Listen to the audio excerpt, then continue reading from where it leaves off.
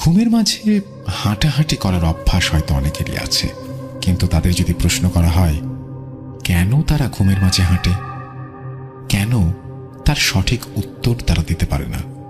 কিন্তু আপনি যদি বুঝতে পারেন কেন হাঁটছেন ঘুমের মাঝে আর কি হচ্ছে আপনার সাথে, এমনই একটা ব্যতিক্রমী ঘটনা এক ভাই শেয়ার করেছেন আমার সাথে। তিনি দেশের একটা স্বনামধন্য মেডিকেল কলেজ থেকে পড়াশোনা শেষ করে বের হয়েছেন, তাই তার নাম বা প্রতিষ্ঠানের নাম প্রকাশ করা নিষেধ। তবে এই ঘটনা তার খুব পরিচিত কেউ শুনলে হয়তো তাকে চিনে ফেলতে পারেন। যাই হোক, আমি এখানে তার ছদ্মনাম ব্যবহার করছি। চলুন এবার ঘটনার ভিতরে প্রবেশ করা যাক। হাসিব তখন মাত্র ক্লাস 9-এ পড়ে। প্রত্যন্ত গ্রাম অঞ্চলে তার বেড়ে ওঠা। তার বাড়ি থেকে মাত্র 10 মিনিটের হাঁটা পথেই গ্রামের বুক চিরে বয়ে চলেছে বিশাল যমুনা নদী। ছোটবেলা থেকেই শান্ত স্বভাবের ছেলে সে। পাড়ার ছেলেদের সাথে দুরন্তপনার চেয়ে বাবার সাথে সাংসারিক কাজে সহযোগিতা করে বেশি। এজন্য খুব আড্ডা দেয়া বা বাইরে যাওয়া হয় না তার। তার নিয়মিত অভ্যেস সন্ধ্যার সময়ে হারিকেন মুছে নিয়ে পাশে রেখে পড়তে বসা, কারণ সে সময় সন্ধ্যার পরই কারেন্ট যাওয়ার এক উৎসব চলে। তাই সব গুছিয়ে নিয়ে পড়তে বসে সে। এমনি একদিন বাইরের উঠোনে বসে তার মা রান্না করছে আর সে হ্যারিকেনের আলোতে তার নিয়মিত পড়ালেখা করছে। চারিদিক তার নিস্তব্ধতা। হঠাৎ অন্ধকার ফুরে দূর থেকে ভেসে আসছে নিড়ে উড়ে যাওয়া বকের পালের ডাক। ঠিক এমন সময় হাসিবের পেছনে থাকা জানলাটা এক ধাক্কায় খুলে গেল হুট করে। চমকে উঠে পেছনে তাকালো সে।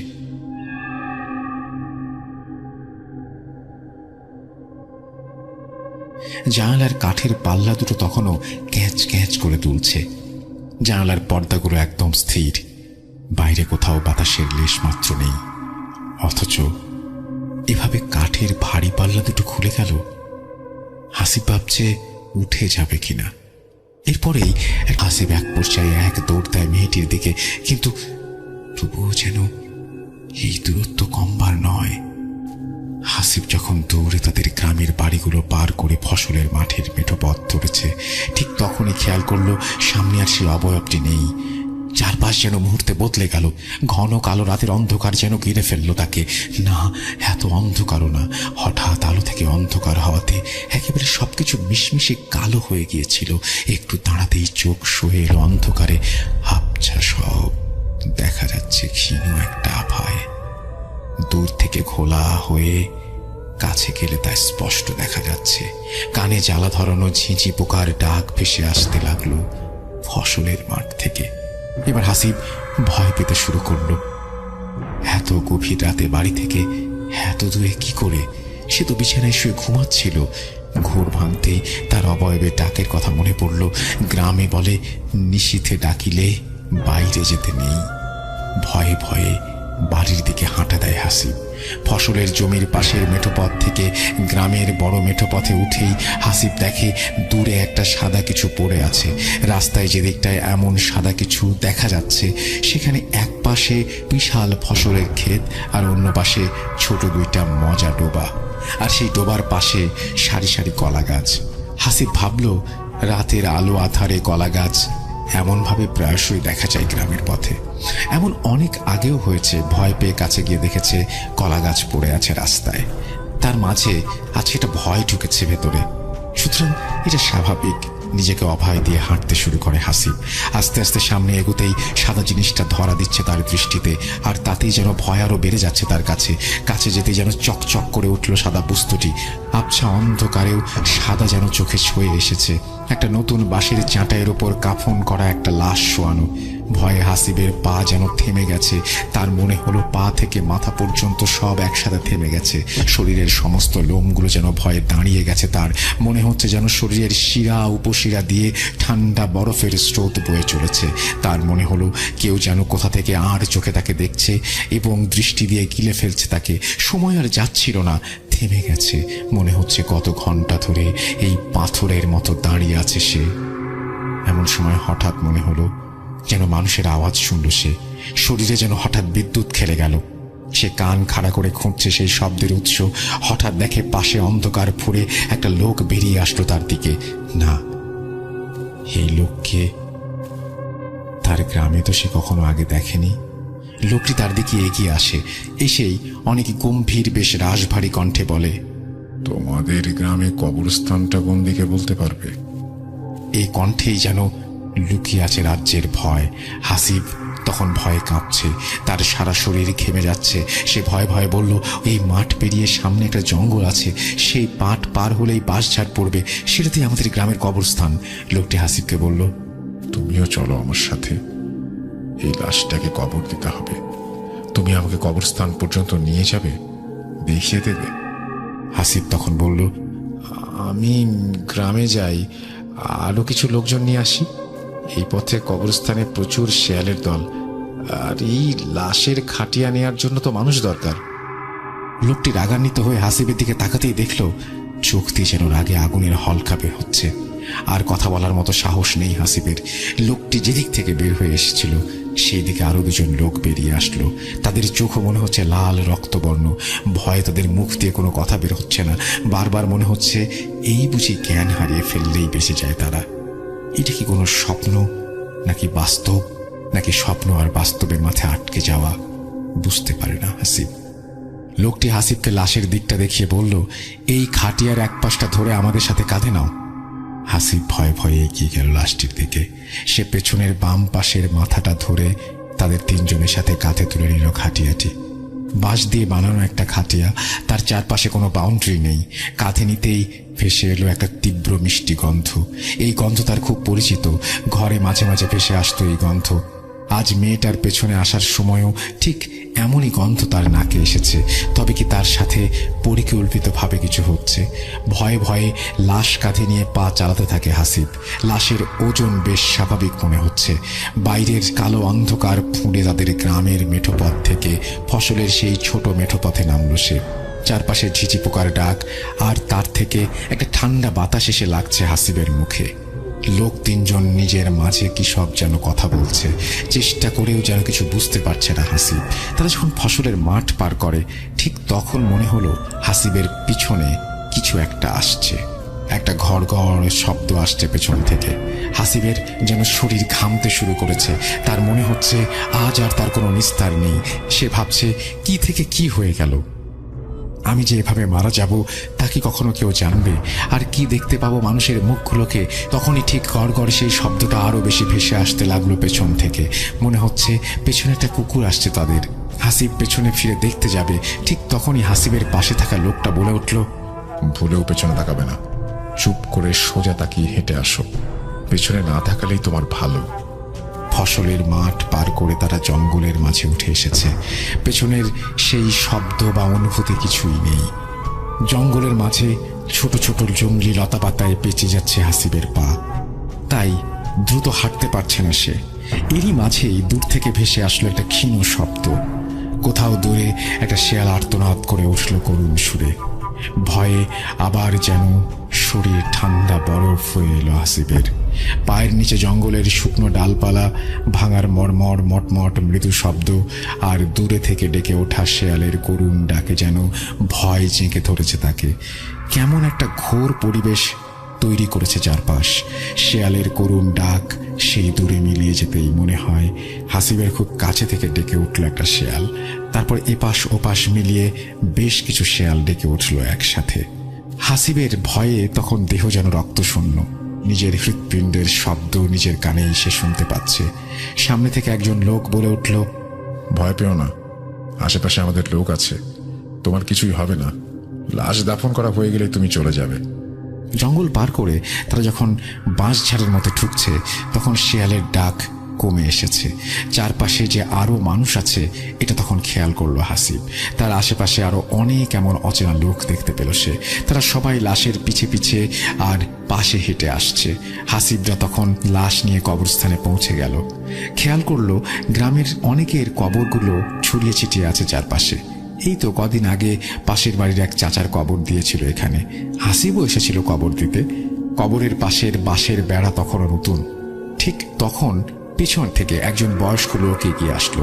লাশের খাটিয়াটা এনে মাটিতে রাখতেই সেই লোক হাসিবের দিকে এগিয়ে এসে বলল, তুমি আমাদের একটা কবর খুঁড়ে দাও। ভয়ে ভয়ে হাসিব জানালো জীবনে সে কোনোদিন কবর খোঁড়েনি। জানিও না কিভাবে ঘুরতে হয়। লোকটি তাকে অভয় দিয়ে বলল, আমাদের দুজন লোক তোমাদের সাথে কাজ করবে।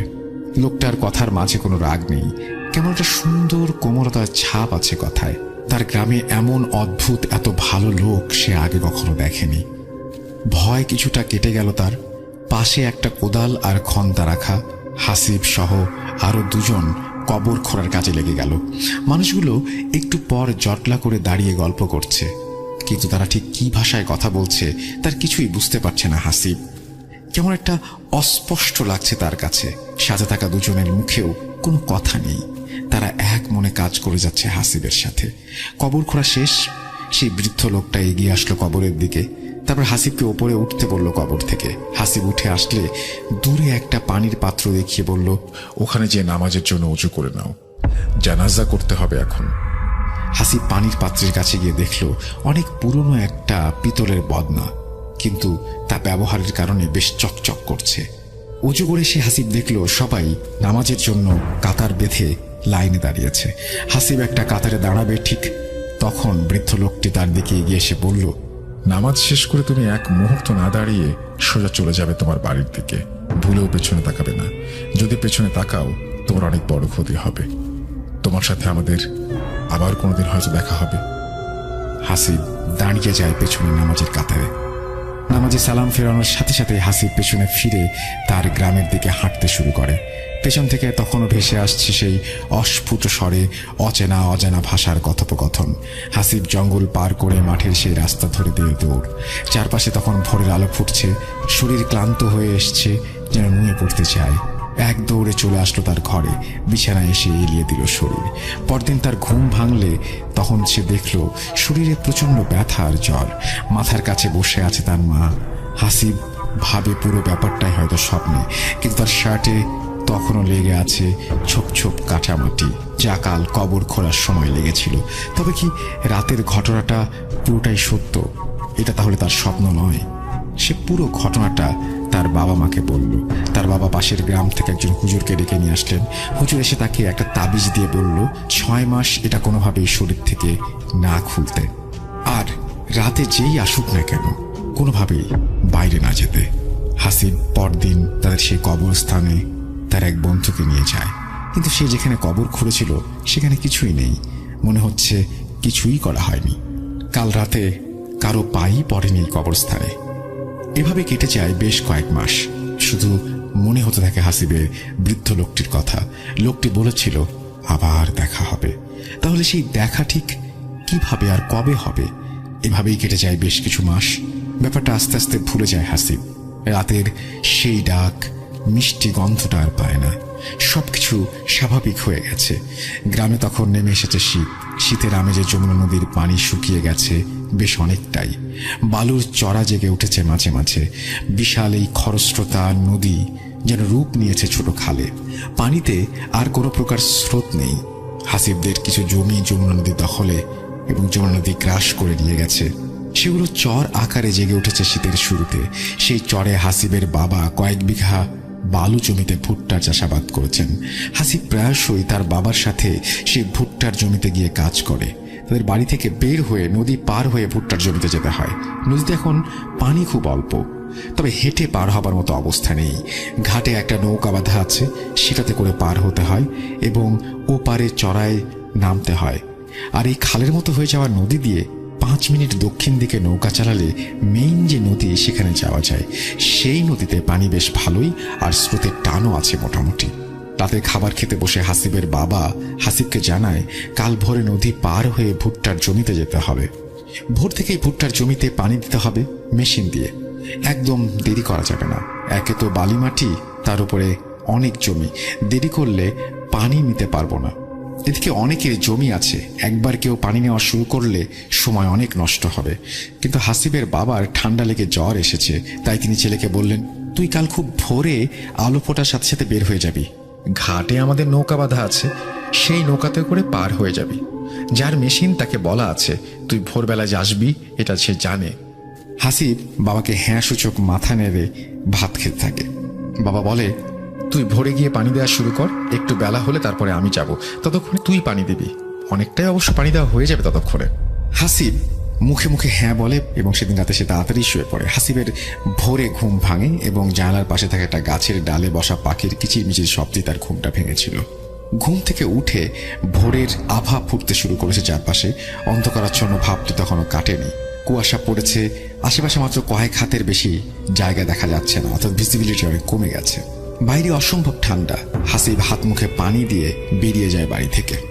শীতের এই ভোরে গ্রামের প্রায় সবাই ঘুমিয়ে থাকে। আশেপাশের কুয়াশার আড়ালে থাকা গাছ থেকে মাঝে মাঝে ভেসে আসে পাখির ডাক আর তাদের ডানা ঝাপটানোর শব্দ। গ্রামের মেঠোপথ শেষ করে হাসিব তখন নদীর ঘাটে এসে দাঁড়ালো। যখন নদীর ঘাটে এসে দাঁড়ালো তখন আশেপাশে কোনো মানুষের চিহ্ন নেই। আস্তে আস্তে নেমে গেল নৌকার দিকে। নদী এলাকায় ছোট থেকে বেড়ে ওঠা, তাই নৌকা চালানো বেশ ভালোই শিখেছিল হাসিব। এইসব ঘাটে সাধারণত মাঝি থাকে না।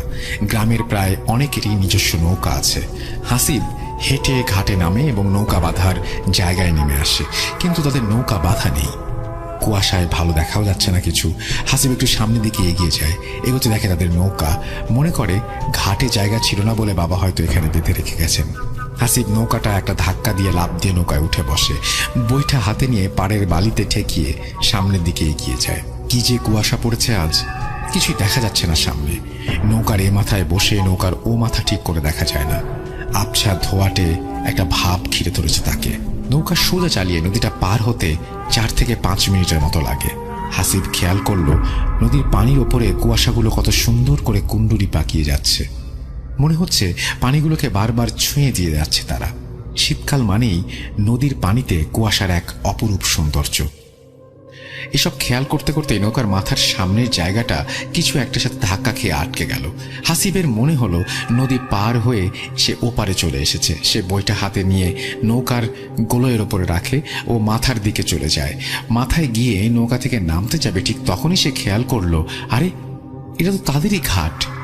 মাত্রই তো এখান থেকে নৌকাটা নিয়ে এসে সে ওপারের জন্য যাবে বলে প্রস্তুতি নিল, চালাতে শুরু করলো, তাহলে আবার ঘাটে আসলো কি করে? একটু চিন্তার ভাঁজ পড়ল তার কপালে। পরক্ষণে সে বুঝতে পারল কুয়াশা আর নদীর সৌন্দর্য দেখতে গিয়ে হয়তো কখন সে নৌকার মাথা ঘুরিয়ে ফেলেছে নিজেই বুঝতে পারেনি। মনে মনে কিছু একটা ভেবে সে হেসে উঠল। নৌকায় আবারও উঠল সে এবং চালাতে শুরু করলো। এবার সে দেখবে মাথা কই গিয়ে ঘুরে যায়, কিন্তু এত কুয়াশা যে ভালো করে কিছুই দেখা যাচ্ছে না। সেই অবস্থাতেই 10 মিনিট লাগিয়ে দিল সে, কিন্তু নৌকা ওপারে ওঠার কোনো নাম নেই। তাহলে কি আবারও মাথা ঘুরিয়ে নিবে সে? হাসিব বৈঠা নিয়ে মাথা ঘোরাতে গেল এবং আবারও সামনের দিকে এগোতে লাগলো নৌকা। কি একটা নৌকার সামনে ঘুরে গেল।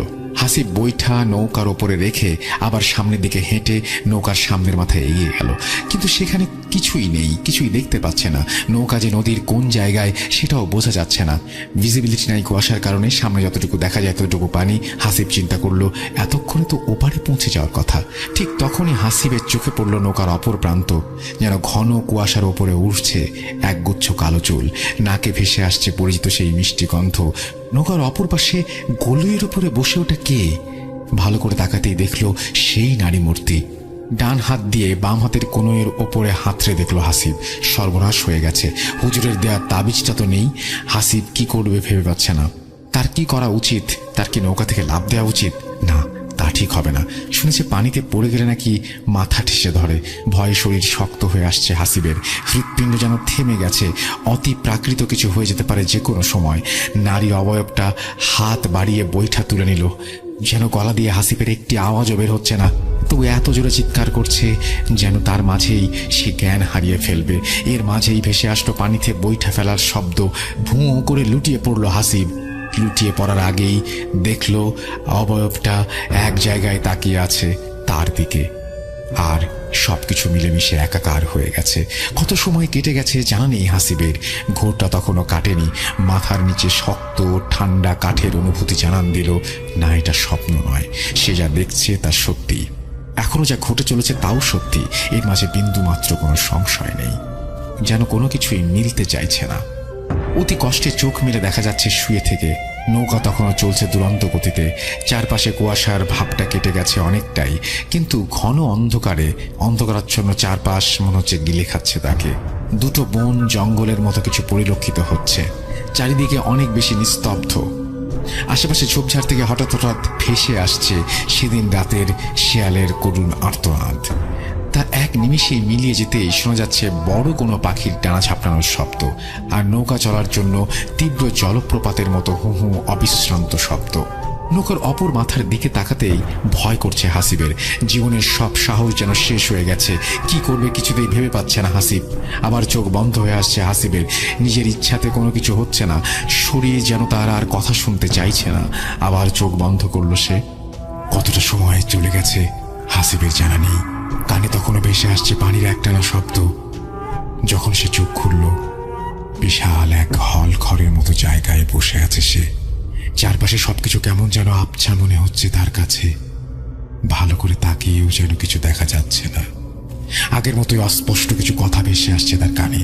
সামনে পাশে মনে হচ্ছে কেমন একটা কুয়াশার আস্তরণ ভেসে আছে। ঘরের খোলা একটা পরিবেশ। হাসিব উঠতে চায়, কিন্তু শরীর তাতে সায় দেয় না। অগত্যা বসেই বোঝার চেষ্টা করে কোথায় আছে সে। সে নিচের দিকে তাকিয়ে খেয়াল করে তার সামনের মেঝেতে প্রায় 3টা বাটিতে সুন্দর বাহারি রকমের ফল দিয়ে সাজানো। হাসিবের পেটে তখন প্রচন্ড খিদে। খেতে ভয় হচ্ছে তার। কোথায় এসেছে, কি হচ্ছে কিছুই জানে না। সে বেশ চিন্তিত এই রহস্যময় জগৎ থেকে কিভাবে বের হবে হাসিব। মনে হয় এক দৌড় দিয়ে বের হয়ে যায় এই কুয়াশা ফুঁড়ে, কিন্তু সেটা তো সম্ভব নয়। হাসিবের আস্তে আস্তে মনে পড়তে লাগলো সে তো সকালে বাড়ি থেকে বেরিয়েছিল ভুট্টার জমিতে পানি দেওয়ার জন্য।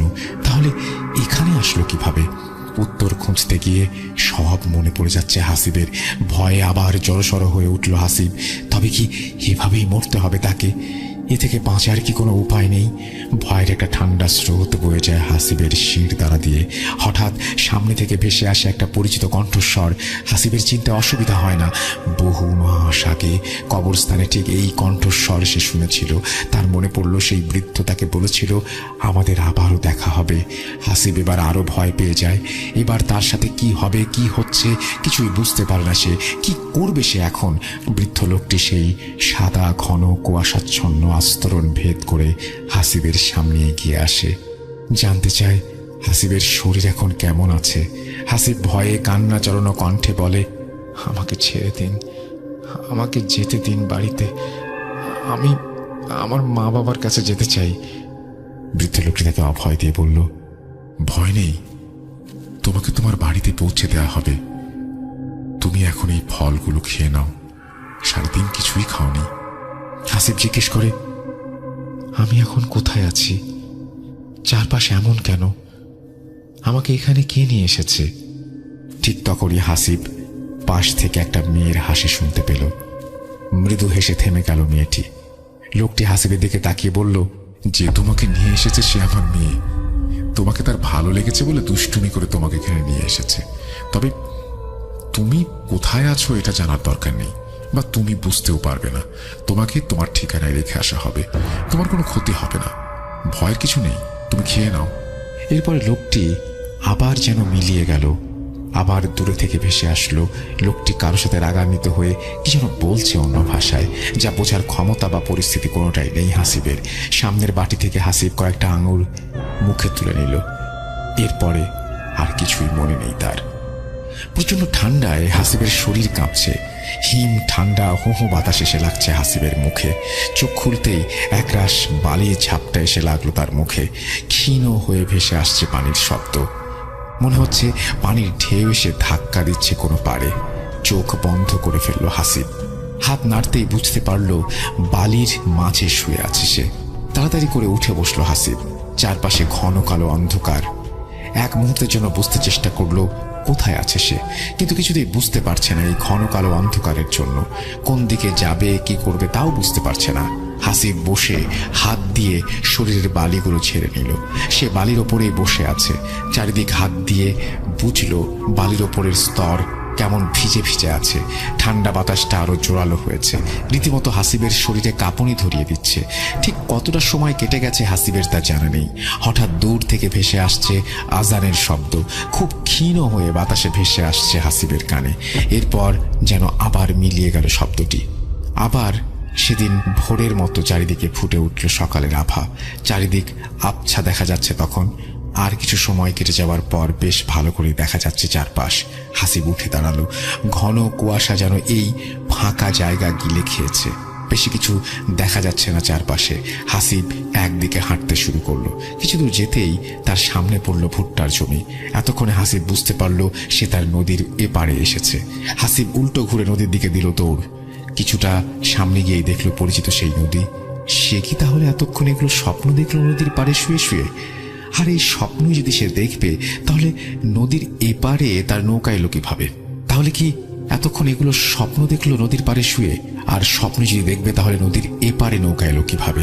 নৌকা ছাড়া এপারে আসা সম্ভব নয়। আর কিছু ভাবতে পারছে না হাসিব। এত এত প্রশ্ন তার মাথা খারাপ করে দিচ্ছে। কিছু উত্তর খুঁজে পাচ্ছে না। নদীর পাড়ে আবারও বালিতে বসে পড়ল হাসিব। সকালে যদি কেউ নৌকা নিয়ে এপারে আসে, তবে তার সাথে হাসিবও চলে যাবে ওপারে। হাসিব বসে আছে বেশ কিছুক্ষণ। এর মাঝেই নদী থেকে ভেসে আসলো বৈঠা চালানোর শব্দ। তাড়াতাড়ি করে উঠে দাঁড়ালো সে। আস্তে আস্তে কুয়াশার মাঝে দৃশ্যমান হতে থাকলো কালো ডিঙি নৌকা। হাসিব উৎকণ্ঠা নিয়ে তাকিয়ে আছে নৌকার দিকে। নৌকা থেকে এক ছেলে হাসিবকে দেখে চিৎকার করে উঠল। আরে হাসিব, এতদিন পরে তুই এখানে কোথা থেকে? প্রশ্ন শুনে চমকে উঠল হাসিব। এই তো তার গ্রামের পাশের বাড়ির বড় ছেলে। হাসিব তাকে বলল, আমাকে আগে বাড়ি নিয়ে যা ভাই। ছেলেটি হাসিবকে নৌকায় উঠতে বলল। হাসিব নৌকায় উঠলে নৌকার মাথা ঘুরিয়ে বৈঠা চালাতে শুরু করলো ছেলেটি। আর তাকে জানালো গত 3 দিন ধরে তার কোনো খোঁজ নেই। চাচা বলল সেদিন তোর সকালে এসে নাকি জমিতে পানি দেওয়ার কথা। সকালে দেখলো তুই বাসায় নেই।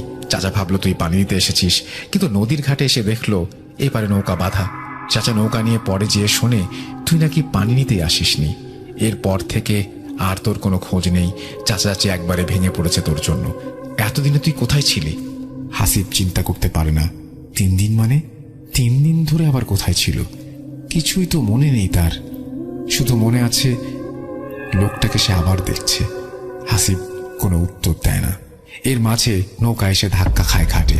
হাসিব নৌকা থেকে নেমে বাড়ির দিকে দৌড় দেয়। বাড়িতে পৌঁছে উঠোন থেকে মাকে জোরে জোরে ডাক দিতে থাকে। হাসিবের মা বাবা দৌড়ে বের হয়ে আসে। আশেপাশের বাড়ির অনেকেই বের হয়ে আসে। সবাই তার কাছে জানতে চায় কি হয়েছিল তার, আর এই 3 দিন সে কোথায় ছিল। হাসিব কিছুই বলতে পারে না তাদের। সে নিজেও বিশ্বাস করতে পারছে না সে 3 দিন হলো নিরুদ্দেশ ছিল। তার তো মনে আছে 1 ঘন্টা কোথাও আটকে ছিল। আর মা তাকে ঘরে নিয়ে যায়। সকালের খাওয়া শেষ করে হাসিব তার মাকে পুরো ঘটনা জানায়। হাসিবের মা তাকে জানায়, তুই সেদিন চলে যাওয়ার পরে আমি তোর বিছানা গোছাতে এসে দেখি তাবিজটা পড়ে আছে বিছানার মাঝে। হাসিব তার বাবা মাকে পুরো ঘটনা জানায়। হাসিবের বাবা বিকেলে একজন হুজুর ডেকে নিয়ে আসে। তিনি হাসিবকে দেখে সবকিছু শুনে বলেন, এটা জিনদের কাজ, আর ওই মেয়েটা তোমাকে পছন্দ করে, তাই তোমাকে নিয়ে গিয়েছিল। কিন্তু তার বাবা তার সাথে রাগারাগি করে তোমাকে আবার দিয়ে গেছে। কিন্তু তারা তোমাকে ঠিক কিছু খাইয়েছে, যার কারণে তুমি সময় গুলিয়ে ফেলেছ। গত 3 দিন কোথায় ছিলে কিছুই বুঝতে পারোনি। তুমি এই 3 দিন কোথায় ছিলে এটা বুঝতে পারবেও না। তুমি কি আজান শুনেছিলে এই 3 দিনে? হাসিব উত্তর দেয়, আমি এই 3 দিন কোনো আজান শুনিনি। এমনকি আমি যে 3 দিন ধরে সেখানে এটাও বুঝিনি। আমার শুধু কয়েক মুহূর্তের কথাই মনে আছে। হুজুর বলে, তারা ভালো, তারা তোমার কোনো ক্ষতি করেনি। ভয়ের কিছু নেই। তোমার শরীর বন্ধ করে দিচ্ছি, নিয়মিত নামাজ পড়বে, দোয়া পড়ে ঘুমাবে, আর সমস্যা হবে না। এরপর কেটে যায় অনেকগুলো বছর। হাসিব তখন মেডিকেলে চান্স পায়। এর মাঝে তার তেমন কোনো কিছু ঘটেনি। বেশ ভালোই কাটছিল সময়। পেছনে সেই ভয়াল রাতগুলো ভুলে যেতেই বসেছিল। মানব দেহ নিয়ে যেহেতু পড়া, এই সম্পর্কে যতটা ভালো জানা যায় তার সর্বোচ্চ চেষ্টা করছে সে।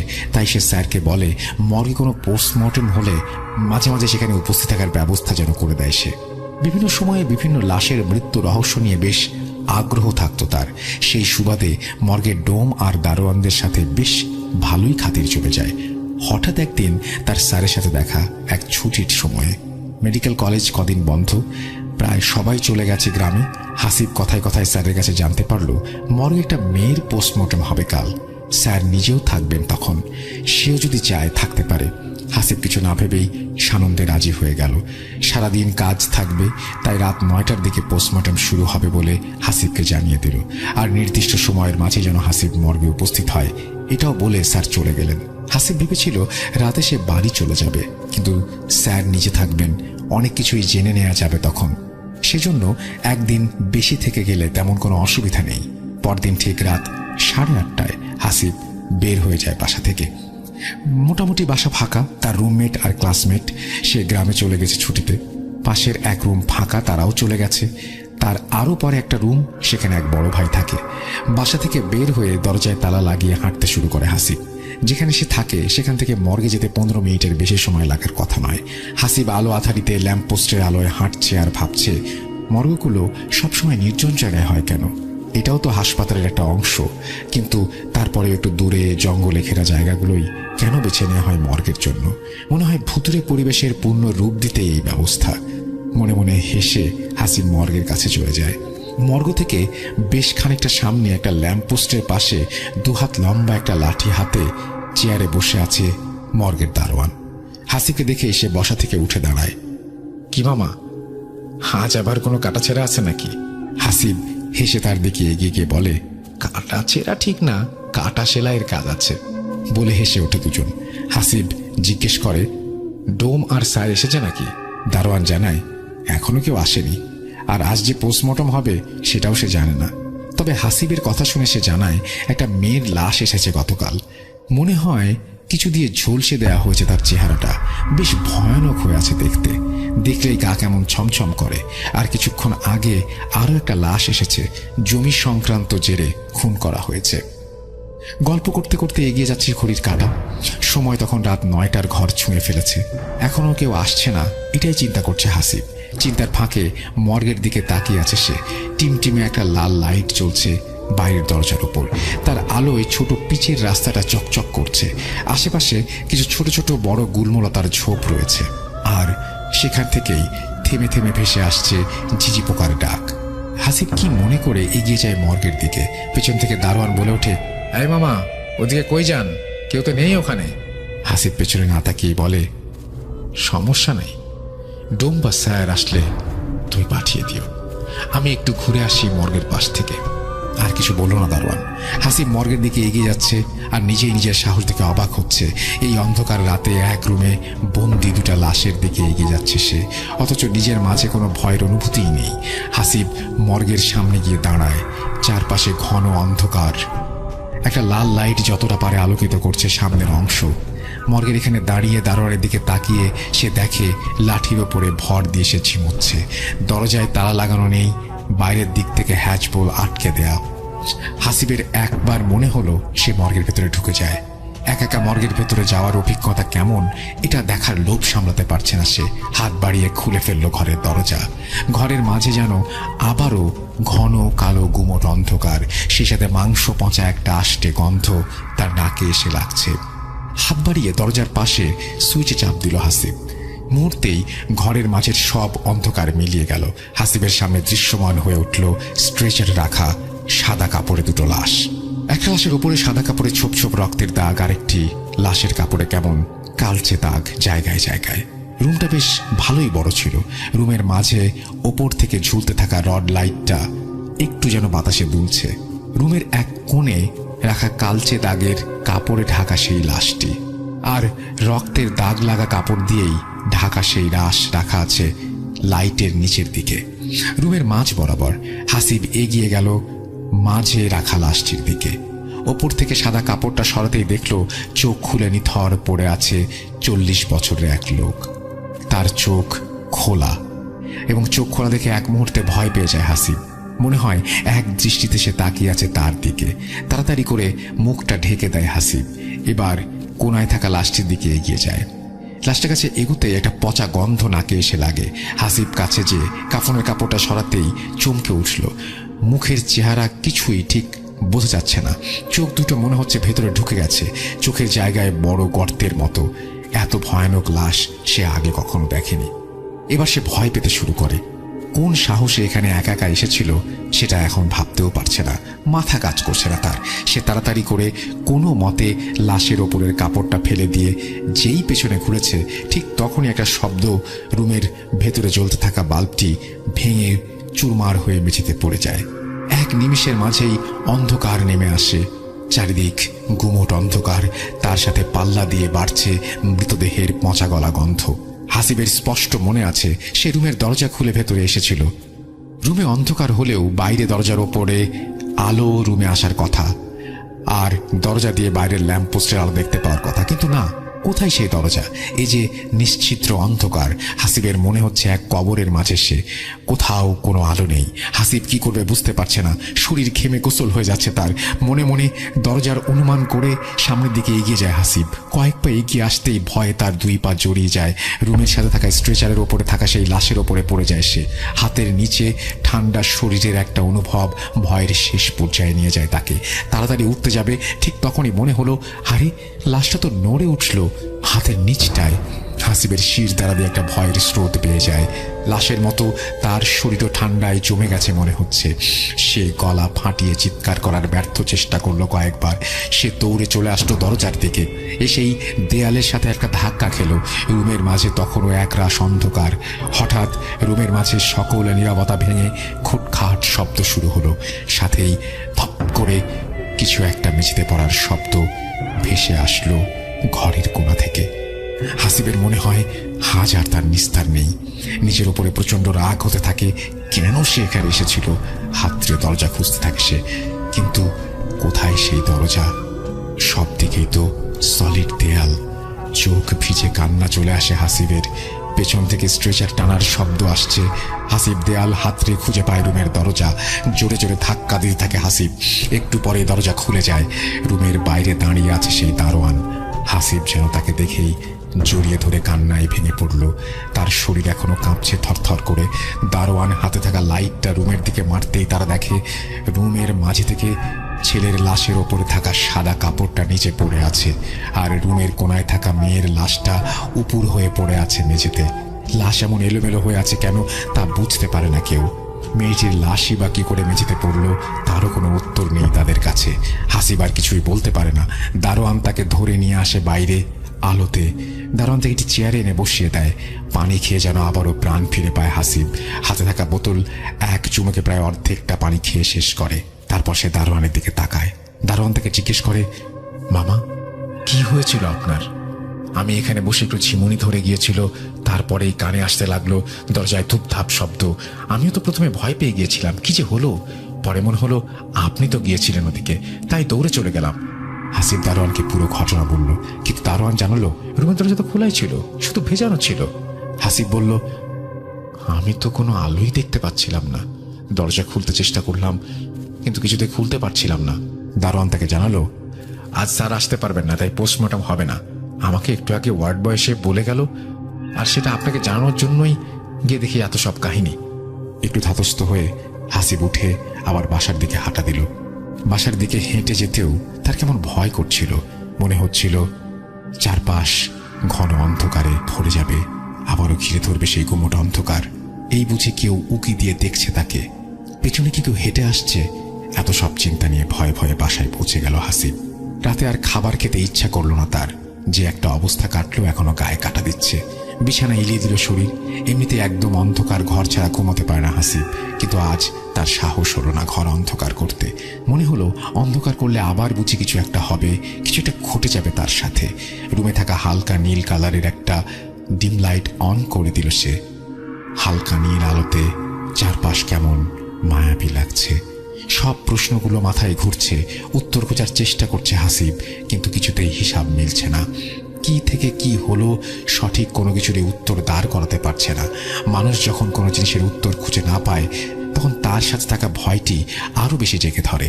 হাসিবের ক্ষেত্রেও তার ব্যতিক্রম নয়। একসময় মস্তিষ্ক ক্লান্ত হয়ে ঘুমের দেশে পাড়ি জমায় হাসিব। রাত তখন কটা হবে জানা নেই। চারিদিকে নিস্তব্ধতা। ঘরে থাকা ঘড়ির কাঁটার টিকটিক শব্দটা শুধু হালকা হালকা কানে ভেসে আসছে। হঠাৎ সে বুকের ওপরে প্রচন্ড চাপ অনুভব করলো। মনে হচ্ছে তার বুকের ওপরে কিছু একটা চেপে বসে আছে। বুকের ওপরের এই অসম্ভব চাপে ঘুম পুরোপুরি ভেঙে যায় হাসিবের। সে আস্তে আস্তে চোখ খুলে তাকায়। ঘরের ভেতরে হালকা নীল আলোতে চোখ খুলে হাসিব যা দেখে তা দেখে তার শরীরের রক্ত হিম হয়ে যায়। তার বুকের ওপরে চেপে বসে আছে একটা নারীর অবয়ব। ভালো করে তাকাতেই দেখে সেই সাদা কাফনের কাপড়। একটা মাংস পচা গন্ধে পুরো ঘর ভরে গেছে। একরাশ চুল উঠছে বাতাসে।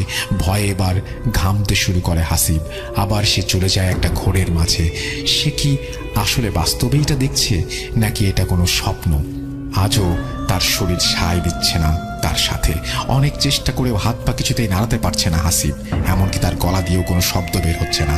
হাসিব নিজের সব শক্তি দিয়ে চিৎকার করার চেষ্টা করলো, কিন্তু গলা দিয়ে গোঙানির মতো আওয়াজও বের করতে পারল না।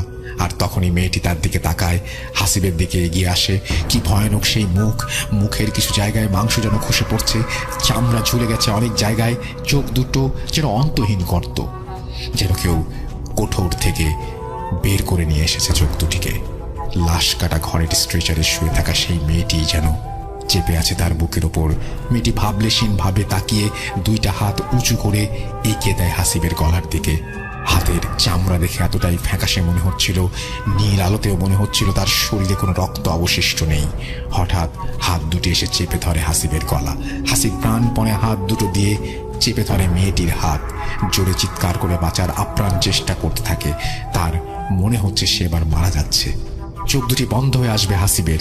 চোখের পাতা মিলিয়ে যাওয়ার আগে হাসিব দেখে মেয়েটি এখনো চেপে বসে আছে তার বুকে, আর তার গলা চেপে ধরে আছে। বুকের উপরে প্রচন্ড ব্যথা অনুভব করে হাসিব। সকালে তার ঘুম ভাঙল পাশের রুমে থাকা বড় ভাইয়ের ডাকে। বিছানায় উঠে বসে হাসিব আর ভাবতে থাকে রাতে কি হয়ে গেল তার সাথে। সে কি আসলেই স্বপ্ন দেখছে, নাকি সত্যি রাতে মর্গের সেই মেয়েটি এসেছিল? আর চিন্তা করতে পারছে না হাসিব। বিছানা থেকে উঠতে গিয়ে বুকের ওপরে প্রচন্ড একটা ব্যথা অনুভব করে, বুকের মাঝে ধক করে ওঠে। তবে কি? বাথরুমে থাকা আয়নার সামনে যেতেই দেখে গলায় লাল রক্ত জমাট বেঁধে আছে, মনে হচ্ছে কয়েকটি আঙুলের দাগ বসে আছে গলায়। ভয়ে কুঁকড়ে যায় হাসিব। এর মানে রাতের ঘটনা মিথ্যা বা স্বপ্ন নয়, রাতে সে যা দেখেছে তা পুরোটাই সত্যি। আর এক মুহূর্ত এখানে নয়, ব্যাগ গুছিয়ে বেরিয়ে পড়ে হাসিব। বাড়ি ফিরে আর কাউকে জানানোর সাহস হয় না ব্যাপারটা। যদিও তার মা তার গলায় এমন দাগ দেখে প্রশ্ন করে, সে অ্যালার্জি বলে উড়িয়ে দেয়। ছুটি শেষ করে এসে হাসিব সেই বাসা ছেড়ে দিয়ে নতুন বাসায় ওঠে। এরপরে আর তেমন কোনো সমস্যা হয়নি বা ঘটেনি। তার সাথে অনেক আগে থেকে ঘটে যাওয়া সেই ঘটনার সাথে এই ঘটনার কোনো যোগসূত্র আছে কিনা তাও এখনো বুঝতে পারে না হাসিব। সেই রাতে কেনই বা এমন কিছু ঘটেছিল তার সাথে, এর কোনো সঠিক ব্যাখ্যাও সে দাঁড় করাতে পারে না। মেয়েটি কি তাকে কিছু বলতে চেয়েছিল? বলতেই যদি চাইবে, তবে এমন করে বুকের ওপরে গলা চেপে ধরে বসেছিল কেন? কিসের রাগ ছিল তার উপর? এমন অনেক প্রশ্ন আজও আছে অন্ধকারে। এর সঠিক উত্তর আজও মেলানোর চেষ্টা করছে হাসিব। হাসিব এখনো ভয়ে থাকে আবার কবে তার জীবনে নেমে আসে এমন ঘন কালো অন্ধকারের রাত, এমন কালো অন্ধকারের ঘোর। আবারও হয়তো কোনো এক রাতে ভাবলেশহীন বিভৎস ফ্যাকাশে মুখ নিয়ে সেই মেয়ে অবয়ব চেপে ধরতে পারে তার গলা। এই ছিল তানভীর তুষারের ঘটনা। চমৎকার ভাবে লিখেছেন তানভীর তুষার, থ্যাংক ইউ ভেরি মাচ। আমারও প্রশ্ন, এটা আমিও মিলাতে পারিনি যে দুটো ঘটনার মধ্যে আসলে কোনো রিলেশন আছে কিনা। দুটো ঘটনা সেপারেট হতে পারে, বাট আমি জানি না। এটা লিসনারদের উপরে ছেড়ে দেওয়াটাই সবচাইতে ভালো হবে। আর আপনাদের সবাইকে অসংখ্য ধন্যবাদ মন দিয়ে এতক্ষণ পর্যন্ত ঘটনা শোনার জন্য। আর আপনাকেও ধন্যবাদ তানভীর তুষার আমাকে ঘটনাটি পাঠিয়ে দেওয়ার জন্য। আর যিনি ঘটনাটি পাঠিয়েছেন তাকে অনেক ধন্যবাদ, যদিও নাম ঠিকানা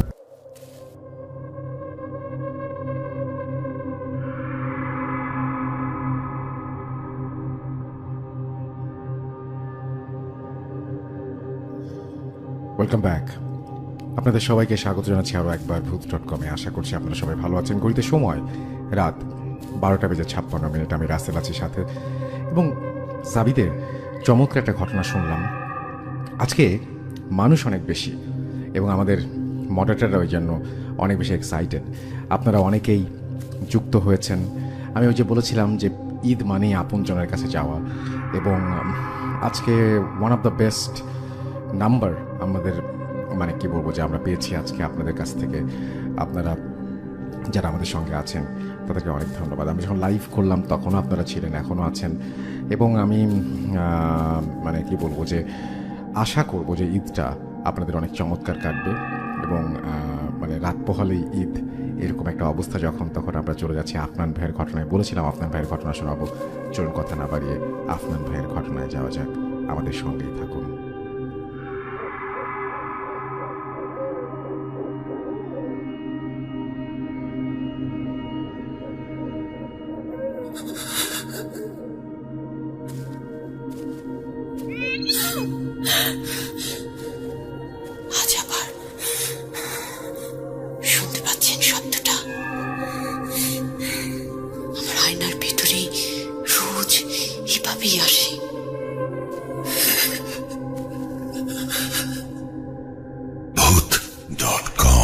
ছাদে চলে যাওয়া যায়। ঢাকাতে কিন্তু এরকম বিল্ডিং অনেক আছে, বিশেষ করে পুরান ঢাকায় কিন্তু আমরা হরহামেশাই এই ধরনের বিল্ডিংগুলোকে দেখতে পাই। তবে ওই দুটি বিল্ডিং এর মাঝে যে সরু জায়গাটি ছিল সেখানে স্বাভাবিকভাবে যাওয়ার কোনো পথই ছিল না, যার কারণে কারো কোনো জিনিস ভুলবশত জানালা দিয়ে পড়ে গেলে তা আর উদ্ধার করা সম্ভব হতো না। মিমরা যখন ওই দুটি বিল্ডিং এর মধ্যে প্রথম বিল্ডিংটির 5 তলায় থাকতো, মানে যখন শুরুর দিকে আর কি, তো একদিন মিমদের বাসায় মেহমান এসেছিল, যে কারণে ওর আম্মু রাতে ওকে বলেন বাসার লিভিং রুমে ঘুমাতে। আর ওর কাছে বিষয়টি খুবই স্বাভাবিক ছিল, কারণ এর আগেও অনেকবার মেহমান আসলেও লিভিং রুমে ঘুমিয়েছে।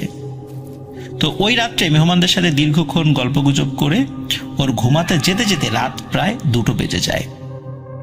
তখন ও শুনতে পায় ওদের বাসার গলিতে অনেকগুলো কুকুর ভয়ানকভাবে ডাকাডাকি করছে। কুকুরগুলোর এরকম ডাকাডাকি শুনে ওর মনে পড়ে যায় যে ওর খালা একবার ওকে বলেছিলেন যে কুকুর নাকি জিনদের উপস্থিতি বুঝতে পারে, তাই রাতের বেলা অনেক সময় খারাপ কোনো কিছুর উপস্থিতি টের পেলে ওরা এভাবে ডাকতে থাকে। এসব মনে করে মিমের কিছুটা ভয় লাগছিল, যেহেতু ও তখন লিভিং রুমে একাই ছিল, আর যার কারণে ওরকম কুকুর ডাকাডাকি করলে ভয় লাগাটাই স্বাভাবিক। আর ওই খালার কথাগুলো মনে পড়েছিল তার, এ করে ভয়টা আরো বেশি লাগছিল। এমন সময় হঠাৎ করেই মিমের মনে হয় রাস্তার অপর পাশে একটি বিল্ডিং থেকে নূপুরের আওয়াজ ভেসে আসছে। প্রথমে মিম মনে করে ওটা হয়তো তার মনের ভুল, কিন্তু ভালোভাবে শোনার চেষ্টা করে আর সে ওই আওয়াজটি আবারও পরিষ্কারভাবে শুনতে পায় এবং নিশ্চিত হয় যে সেটা ওর মনের ভুল নয়। মিম ভাবছিল ওই বিল্ডিং এ বোধহয় রাত্রে কেউ ড্যান্সের প্র্যাকটিস করছে। তবে পর মুহূর্তে আবারও ও ভাবে যে এত রাত্রে তো কারো এভাবে ড্যান্স প্র্যাকটিস করার কথা নয়, তাহলে নূপুরের আওয়াজটি কোথা থেকে আসছে। মিম যখন এসব ভাবছিল তখন ওর মনে হতে থাকে যে নূপুরের শব্দটি আস্তে আস্তে বেড়ে যাচ্ছে এবং ওর এমনটা মনে হচ্ছিল যে আওয়াজটি ওই লিভিং রুমের দিকেই এগিয়ে আসছে, ঠিক ও যেখানে শুয়ে আছে। যেন কোনো অশরীরী নূপুর পায়ে হাওয়ায় হেঁটে হেঁটে ওর দিকে অগ্রসর হচ্ছে। ওর এতটাই ভয় লাগছিল যে ও নড়াচড়াও করতে পারছিল না। এক পর্যায়ে আওয়াজটি ওই লিভিং রুমের জানালার একদম কাছাকাছি চলে আসে এবং তখনই ঘরের ভেতরে ওর পায়ের দিকে জোরে করে কোনো একটি জিনিস পড়ে যাওয়ার শব্দ হয়। ওই শব্দটি হওয়ার সাথে সাথেই সেই নূপুরের আওয়াজটি একদম থেমে যায়। এরপর আর কিছু শোনা যায় না এবং রাতের নিয়মে চারপাশ একদম নিশ্চুপ হয়ে যায়। অনেক ভয় পাওয়ার কারণে কিছুতেই মিমের ঘুম আসতে চাইছিল না, কিন্তু পরদিন যেহেতু বাসায় মেহমান এসেছিল, মানে ওই দিন যেহেতু বাসায় মেহমান এসেছিল, তাই উঠে লাইট জ্বালিয়ে বাসার অন্যদেরকে ডাকাডাকি করতে গেলে মেহমানরা হয়তো বা বিরক্ত বোধ করবেন এবং তারা অন্য কিছু ভাবতে পারেন যে এই মেয়েটিকে আবার জিনে ধরছে কিনা বা এই টাইপের কিছু কিনা, এই টাইপের অনেক কথাবার্তা ছড়িয়ে যেতে পারে। তো বিষয়টি সে মনের ভুল ভেবেই মনকে বারবার সান্ত্বনা দিতে থাকে, কিন্তু সে জানে যে এটি তার মনের ভুল নয়। যাই হোক, সে চুপচাপ শুয়ে থাকে এবং ফজরের আজানের পর তার ঘুম এসেছিল, এর আগে তার ঘুম আসেনি। সকালে তার আম্মুর ডাকে ঘুম ভাঙে। যেহেতু ঘুম থেকে উঠতে বেশ দেরি হয়েছিল, তাই মিম তাড়াতাড়ি করে রেডি হয়ে স্কুলে চলে যায়। এরপর স্কুল শেষেও যখন বাসার দিকে ফেরে তখন লিভিং রুমের দরজার উপরের দেয়ালের দিকে ওর চোখ যায়। সেখানে আল্লাহ লেখা কাবা শরীফের একটি ফ্রেম করা ছবি লাগানো ছিল, কিন্তু ছবিটি তখন সেখানে না থাকায় জায়গাটি খালি খালি লাগছিল, যার কারণে ওখানে ওর নজর পড়ে। মিম তখন ওর আম্মুর কাছে ছবিটি কোথায় তা জানতে চায়। তখন তার আম্মু বলে যে ঘুম থেকে উঠে উনি লিভিং রুমে এসে দেখেন যে কাবা শরীফের ওই ছবিটি মাটিতে পড়ে আছে। উনি ছবিটি উঠিয়ে হাতে নিয়ে দেখতে পান যে ছবিটি দেয়ালে লাগানোর জন্য যে রশিটি ছিল সেই রশিটি ছিঁড়ে গিয়েছে, আর তাই এটি পড়ে গিয়েছিল। তাই উনি ছবিটিকে আবার দেয়ালে না টানিয়ে টেবিলের উপর রেখে দিয়েছেন। একথা শুনে মিম রুমে গিয়ে দেখে যে ছবিটি টেবিলের উপর রাখা আছে। তখন মিম বুঝতে পারে যে গত রাত্রে ও একটি জিনিস পড়ে যাওয়ার জোরালো শব্দ শুনতে পেয়েছিল, সেটি আসলে ওই ছবিটি পড়ে যাওয়ারই শব্দ ছিল। এরপর মিম তার আম্মুকে গত রাত্রে ঘটে যাওয়া ঘটনাটি খুলে বলে। উনি সবকিছু শুনে বিষয়টি কিছুটা আন্দাজ করতে পারলেও মিম হয়তো ঘুমের ঘরে স্বপ্ন দেখেছে বলে তাৎক্ষণিকভাবে মিমকে আশ্বস্ত করার চেষ্টা করে, কিন্তু মিম ভালোভাবেই জানতো যে এটি কোনো স্বপ্ন ছিল না, আর তার মাও ভালো করে বুঝতে পেরেছিল যে মিম আসলে স্বপ্নের ঘরে বিষয়টি দেখেনি। মূলত এই বিষয়টি ঘটনা ঘটার শুরু ছিল, মানে এটা দিয়ে শুরু হয়েছিল। যাই হোক, এই ঘটনা কয়েকদিন পর ওই বিল্ডিং এর দ্বিতীয় তলার একজন আন্টি মিমের আম্মুর সাথে গল্প করতে আসেন। কথা প্রসঙ্গে উনি ওনার একটি ভয়ানক অভিজ্ঞতার বিষয়ে তাকে বলেন। একদিন বিকেলবেলা অবসর সময় উনি সেলাই করার জন্য নাকি সুই সুতা নিয়ে বসেছিলেন।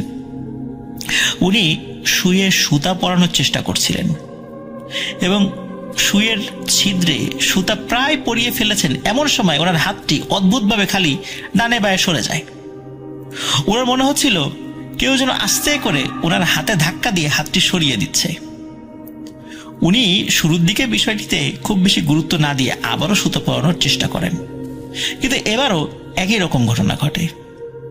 প্রিয় লিসেনার্স, আপনারা জানেন যে সুইয়ের সুতা পরানো কিন্তু বেশ সূক্ষ্ম একটি কাজ, আর উনি এই কাজে বেশ সিদ্ধহস্ত ছিলেন, কিন্তু অদ্ভুতভাবে উনি বারবারই অস্বাভাবিকভাবে ব্যর্থ হচ্ছিলেন। আর এই কারণে উনি কিছুটা বিরক্ত নিয়েই বলে ওঠেন, কি রে, এরকম হচ্ছে কেন? যখনই এই ধরনের কথা উনি বলেছেন তখনই আচমকাই নাকি ওনার কানের পাশে কর্কশ ও ভারী একটি কণ্ঠস্বর উনি শোনেন এবং ভয়ানকভাবে ফিস ফিস করে কিছু একটা বলে ওঠে, কিন্তু কি যে বলেছেন সেটা আসলে উনি বুঝতে পারেননি। মানে অদ্ভুত একটা শব্দ, কর্কশ শব্দ, কিন্তু এটা কোন ভাষায় যে কথা বলে উঠলো, কি বলল, এটা ওনার বোধগম্য হলো না। যদিও উনি বুঝতে পারেননি, কিন্তু কণ্ঠস্বরটা শোনার পর উনি প্রচন্ড ভয়ে হাত থেকে সবকিছু ফেলে দিয়ে চিৎকার করতে করতে ওনার রুম থেকে বের হয়ে যান। চিৎকার শুনে ওনার পরিবারের সদস্যরা ছুটে আসেন এবং ওনাকে পানি খেতে দিয়ে হাত পাখা দিয়ে বাতাস করতে থাকেন। শীতকাল ছিল ওই সময়টাতে, আর শীতকালে উনি একদম ঘেমে অবস্থা খারাপ হয়ে গিয়েছিল। কিছুটা স্বাভাবিক বোধ করার পর উনি সবাইকে বলেন যে ওনার সাথে কি ঘটেছিল। সবকিছু শোনার পর পরিবারের সদস্যরা অনেক বেশি অবাক হয়েছিলেন এমনটাও নয়, এরকম টুকটাক ঘটনা মনে হয় ওই বিল্ডিং এ হামেশাই ঘটে, এরকম কম বেশি ঘটনা তাদের মোটামুটি জানা ছিল। মাঝে মধ্যেই রাতে ওই বিল্ডিং এর ছাদের উপর নাকি বিভিন্ন ধরনের অদ্ভুত শব্দ শোনা যেত, যেমন কেউ পাটাতে শিলনোড়া দিয়ে মশলা পিষলে যেরকম শব্দ হয়, অনেকটা সেই রকমের। আবার যারা পার্শ্ববর্তী লাগোয়া বিল্ডিংটির সাইডে থাকতেন তাদের মধ্যে অনেকেই গভীর রাতে দুটি বিল্ডিং এর মধ্যবর্তী যে সরু জায়গাটি রয়েছে সেখান থেকে একটি ছোট্ট বাচ্চার কান্নার আওয়াজ আসতে নাকি শুনেছেন। অথচ ওই ছোট্ট ফাঁকা জায়গায়, এত সরু ফাঁকা জায়গায় শুধু হয়তোবা কোনো একটা ইঁদুর হেঁটে যাওয়া সম্ভব একদম নিচে, এছাড়া কোনো মানুষের সন্তান, একদম নবজাতক সন্তানও ওই জায়গায় থাকা সম্ভব নয়। কিন্তু শুধু ওই জায়গা থেকে কান্নার আওয়াজ ভেসে আসতো। মিমের সাথে ওই ঘটনাটি ঘটার বেশ কয়েক মাস পর ওরা পাশের বিল্ডিংটাতে শিফট হওয়ার সিদ্ধান্ত নেয়। ওই বিল্ডিং এ আগে থেকেই মিমের চাচারা থাকতেন, তো ওরা যখন ওই বিল্ডিং এ একটি ফ্ল্যাট খালি পায় তখন ওরা সেখানে শিফট হয়ে যায়। নতুন বাসায় শিফট হওয়ায় বেশ কিছুদিন মোটামুটি কোনো সমস্যা হয়নি। তবে এর কিছুদিন পরে আর কি, মিম একদিন স্কুল থেকে ফিরে বাসায় ঢুকতে যাবে, এমন সময় ওদের পাশের ফ্ল্যাটে যে আন্টি থাকতেন উনি দরজা খুলে বের হয়ে মিমকে বিভিন্ন অসংলগ্ন কথাবার্তা বলতে থাকেন। ওনার আচরণ ছিল একদমই একটি ছোট বাচ্চার মতো। একে তো ওই বাসায় নতুন, তারা এসেছে, তারপর ভালো করে কাউকে চেনেও না, তার উপর ওই আন্টি এরকম আচরণ দেখে সে কিছুটা ভয় পেয়ে তাড়াতাড়ি ঘরে ঢুকে দরজা লাগিয়ে দেয়। পরবর্তীতে মিম যখন ওর আম্মুকে ওই আন্টির বিষয়ে বলে তখন উনি অন্য এক প্রতিবেশীর কাছ থেকে ওই আন্টির বিষয়ে জানতে চান। তখন জানতে পারেন উনি মানসিক অসুস্থতায় ভুগছেন, যার কারণে নাকি অনেকের সাথে এই ধরনের ব্যবহার করেন, ছোট বাচ্চার মতো আচরণ করেন, ঠিক একটা বাচ্চা মানুষ যেভাবে আচরণ করে। ওই প্রতিবেশীর কথা শুনে মিমের আম্মু বুঝতে পেরেছিলেন যে উনি ওই আন্টি সম্পর্কে এমন কোনো কথা আরো জানেন যেটা হয়তো তাকে বলতে চাচ্ছে না। তো যাই হোক, ভদ্রতার খাতিরে ওনাকে আর তেমন কিছু জিজ্ঞেসও করেনি। কিন্তু আরো ভয়ানক ঘটনা কিন্তু সামনে ছিল। একদিন দুপুরে হঠাৎ করে মিমদের পাশের ফ্ল্যাট থেকে চেঁচামেচির আওয়াজ শুনে ওরা দরজা খুলে দেখে যে ওই বিল্ডিং এর অনেকে সেখানে উপস্থিত হয়েছে। মিমরাও কৌতূহলবশত সেখানে গিয়ে দেখে যে ওই যে আন্টি আগের দিনের মতোই উচ্চস্বরে বাচ্চাদের মতো বিভিন্ন অসংলগ্ন কথাবার্তা বলছেন। কিন্তু যখনই উনি ওখানে মিমকে দেখতে পান তখনই দৌড়ে গিয়ে খপ করে মিমের হাত চেপে ধরেন এবং বলেন যে, এই মেয়ে আমার সাথে আসো, সোফায় বসো। তার পাশে সোফায় বসান। মিম খুবই অস্বস্তি বোধ করছিল এবং ভয় পাচ্ছিল, কিন্তু চুপচাপ সে ওই সোফায় বসে পড়ে, কোনো কথা বলছিল না। আর সোফায় বসার পরপরই ওই আন্টি আবারও অসংলগ্ন কথাবার্তা বলতে থাকেন, যে কথার আগা মাথা কিচ্ছু নেই। তখন উপস্থিত সবাই বিভিন্ন ধরনের কথা বলে একটি বাচ্চাকে যেভাবে বোঝানো হয় সেভাবে ওনাকে শান্ত করার চেষ্টা করে। বলে রাখা ভালো যে ওনার একটি মেয়ে ছিল যে এতক্ষণ খাটের পাশে দাঁড়িয়ে একদম চুপ করে সবকিছু শুনছিল। ওই আন্টি যখন কিছুটা শান্ত হলেন তখন সবাই ওই মেয়েটিকে বলে, যেহেতু ওই আন্টি অনেকটা অসুস্থ যেহেতু, তাই ওনাকে বিভিন্ন কাজে ওই মেয়ে যেন সহযোগিতা করে। এই কথা শোনা মাত্রই মেয়েটি চোখ বড় বড় করে খুব ভয়ানকভাবে সবার দিকে কিছুক্ষণ তাকিয়ে থাকে। মানে নিজের মাকে সাহায্য করবে কথা বলার ফলে সে মনে হয় খুব বিরক্ত হয়েছে, রাগও হয়েছে এবং অবাকও হয়েছে। এরপর ওই রুম থেকে সে বের হয়ে বারান্দায় চলে যায়। কয়েকদিন পর মিমের চাচি যখন ওদের বারান্দায় এসেছিলেন তখন উনি জানান যে ওই আন্টি এবং ওনার মেয়ের উপর নাকি বেশ কয়েকটি ভয়ানক জিনের আছর রয়েছে। এ বিষয়ে যখন একজন হুজুরকে ডেকানো হয়েছিল তখন উনি জানান ওই জিনেরা খুবই শক্তিশালী এবং তারা চায় না যে ওই বাসায় কেউ থাকুক। তাই কোনো গুরুতর সমস্যার সম্মুখীন হতে না চাইলে বাসাটি ছেড়ে দেওয়াটাই বুদ্ধিমানের কাজ হবে। কিন্তু ওই সময় ওই আন্টিদের আর্থিক বেশ কিছু সমস্যা চলার কারণে ওনারা হঠাৎ করে বাসাটি পরিবর্তন করে অন্য কোথাও শিফট করার মতো অবস্থায় ছিলেন না। তাই একরকম বাধ্য হয়েই এত সব সমস্যা উপেক্ষা করে ওনাদের ওই বাসায় থাকতে হচ্ছিল। মিমের চাচি আরো বলেন যে ওই বিল্ডিং এর ছাদের নিচ তলায় যারা থাকেন তারা নাকি রাতের বেলা ছাদের উপর থেকে কারো পায়ের আওয়াজ শুনতে পান। শব্দটি অনেকটা এমন যে কোনো বাচ্চা খালি পায়ে ছাদের এক পাশ থেকে আর এক পাশে দৌড়াদৌড়ি করছে। এই শব্দটি বেশিরভাগ দিনেই গভীর রাতে শোনা যেত। একটি ঘটনা, একদিন ওনারা রাত 9টার দিকে এই শব্দটি শুনতে পান। তখন ওনারা ছাদে উঠে কাউকে দেখতে পান না, তবে ওনারা লক্ষ্য করেন যে ছাদে থাকা দোলনাটি আস্তে আস্তে দুলছে। কোনো বাতাস কিন্তু চারদিকে ছিল না, আর ওই ভারী দোলনাটা দোলার মতো বাতাসের যে ধাক্কা সেটিও ছিল না সেই সময়। দোলনাটি দেখে মনে হচ্ছিল এটি বাতাসে দুলছে না, মনে হচ্ছিল যে কেউ দোলনায় অনেকক্ষণ বসে থাকার পর যখন মাত্রই উঠে চলে যায় ঠিক যেভাবে দুলতে থাকে ঠিক সেভাবে দুলছে। ওরা তখনকার মতো ছাদ থেকে যদিও নেমে আসেন এবং পরদিন সকালে বিল্ডিং এর দারোয়ানকে বিষয়গুলো সম্পর্কে অবহিত করেন। সব শুনে দারোয়ান বলেন এগুলো কোনো সমস্যা নয়।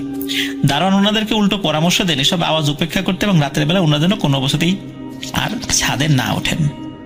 তো এটা তো কোনো সমাধান হলো না, ছাদে উঠতে মানা করছে কেন?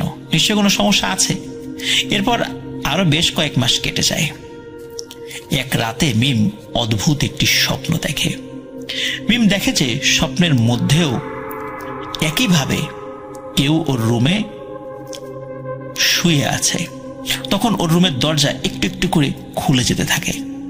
মানে সে ওই স্বপ্নের মধ্যে ওর রুমে শুয়েছিল আর ওর রুমের দরজাটা একটু একটু করে খুলে যাচ্ছিল।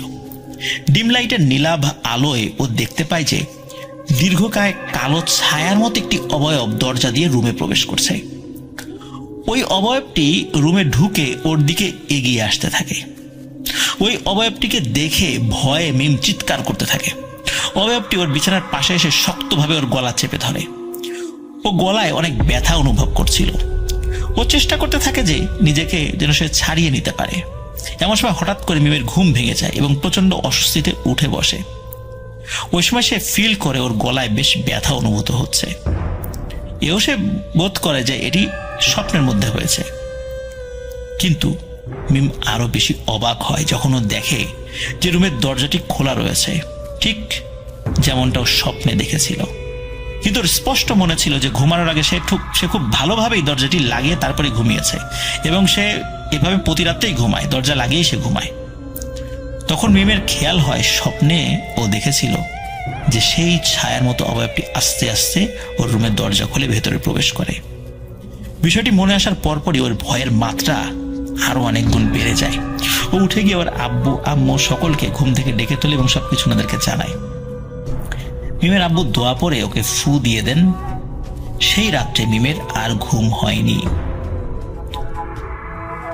সবাই চিন্তা করেছিল যে দ্রুত বাসাটা ছেড়ে দিব, আর এর মধ্যে আর কোনো ঘটনা হয়তো বা ঘটবে না। কিন্তু কে জানতো যে আরো একটি ভয়ানক ঘটনা মিমের সাথে ঘটবে। এই ঘটনার 1-2 দিন পর মিম তার রুমেই লেখাপড়া করছিল। তো মিম কোনো কারণে তার রুম থেকে বাইরে বের হয়ে এসেছে, মানে অন্য রুমে গিয়েছে।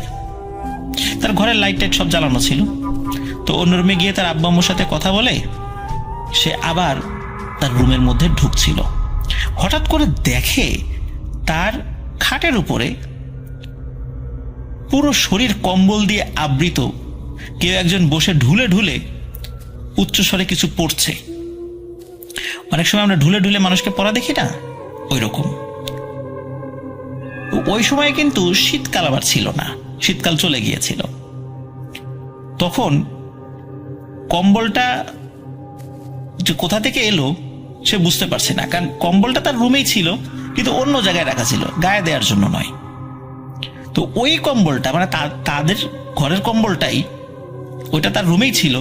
ওই কম্বলটা দিয়ে পুরো শরীর আবৃত করে এরকম ঢুলে ঢুলে পড়ছে, আর গলার আওয়াজটা ছিল বেশ কর্কশ এবং গড় গড় গড় গড় করছে, এরকম একটা কি যে পড়ছে কিছু বোঝা যাচ্ছে না।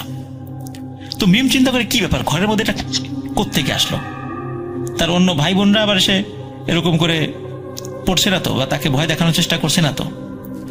তো সে একটু ভয়ে ভয়ে কি করে, কম্বলের এক পাশ ধরে এক ঝটকায় কম্বলটি সরিয়ে ফেলে। আর সরিয়ে ফেলার সাথে সাথে দেখে ওই কম্বলের মধ্যে কিচ্ছু নেই, শুধু মনে হলো একটা কালো ছোট্ট একটা ছায়ার মতো ধপ করে জানালা দিয়ে বের হয়ে চলে গেল। এই দৃশ্য দেখার সাথে সাথে মিম চিৎকার দিয়ে সেন্সলেস হয়ে পড়ে যায়। কেন এরকম ভয়ানক একটি ঘটনা আসলে ওর সাথে যে বাস্তবে ঘটে যাবে এটি আসলে কেউ বুঝতে পারেনি। এই ঘটনা ঘটার পরেই তার বাবা সিদ্ধান্ত নেয় আর নয়, মাস শেষ হওয়ার আগে দ্রুত ওই বাসাটি ছেড়ে দিতে হবে। কিন্তু হঠাৎ করেই তো ভালো বাসা আসলে পাওয়াটা অনেক কঠিন। কিন্তু যত কঠিনই হোক, আরো গুরুতর ক্ষতি হয়ে যাওয়ার আগেই এই বাসা ত্যাগ করতে হবে। তো সেই বাসাটি ছেড়ে দেওয়ার সিদ্ধান্ত চূড়ান্ত হওয়ার পর একদিন ওদের বাসার যে কাজের মহিলা, সে যখন কাজে আসে তখন মিমের আম্মু ওই মহিলাকে পুরো বিষয়টি জানান এবং বলেন যে ওরা যে নতুন বাসায় শিফট হবে সেখানে যদি ওই মহিলাটি কাজে যেতে পারে তাহলে মিমের আম্মু ওই মহিলাকে কাজে বহাল রাখবেন। তখন ওই কাজের খালা বা বুয়া এই বাসা ছেড়ে দেওয়ার যখন কারণ জানতে চায় তখন মিমের আম্মু হালকাভাবে ওনাকে বিষয়গুলো বলেন। সব শুনে ওইবার একত্র করে বললাম এটা সত্য ঘটনা। আর ওই এলাকাতে স্পেশালি যদি সবুজবাগ ওই সাইডে যারা থাকেন তারা যদি এলাকাটি চিনে থাকেন তারা অবশ্যই ঘটনার সত্যতা সম্পর্কে আপনারা অবগত আছেন। তো ধন্যবাদ সৌমিত্র রয়কে, একটি সত্য ঘটনা ভূত.com-এ যেন আমি শেয়ার করি এই জন্য আমাকে তিনি দিয়েছেন। আবারও শুভেচ্ছা জানাচ্ছি ভূত.com-এর সকল লিসেনারকে। আশা করছি আপনারা সবাই ভূত.com-এর সাথে থাকবেন, রাসেল ভাইয়ের সাথে থাকবেন, আমাদের সকলের সাথে থাকবেন।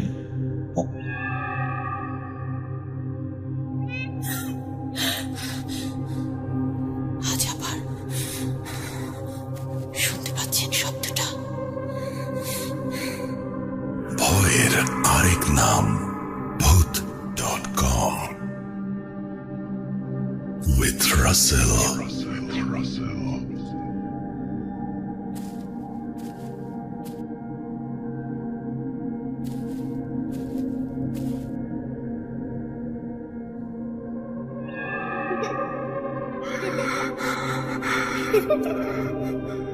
লুকোচুরি খেলবে? লুকোচুরি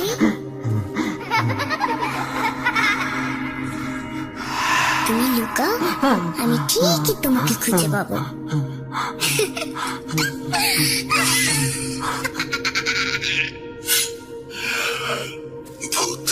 Voot.com with Russell.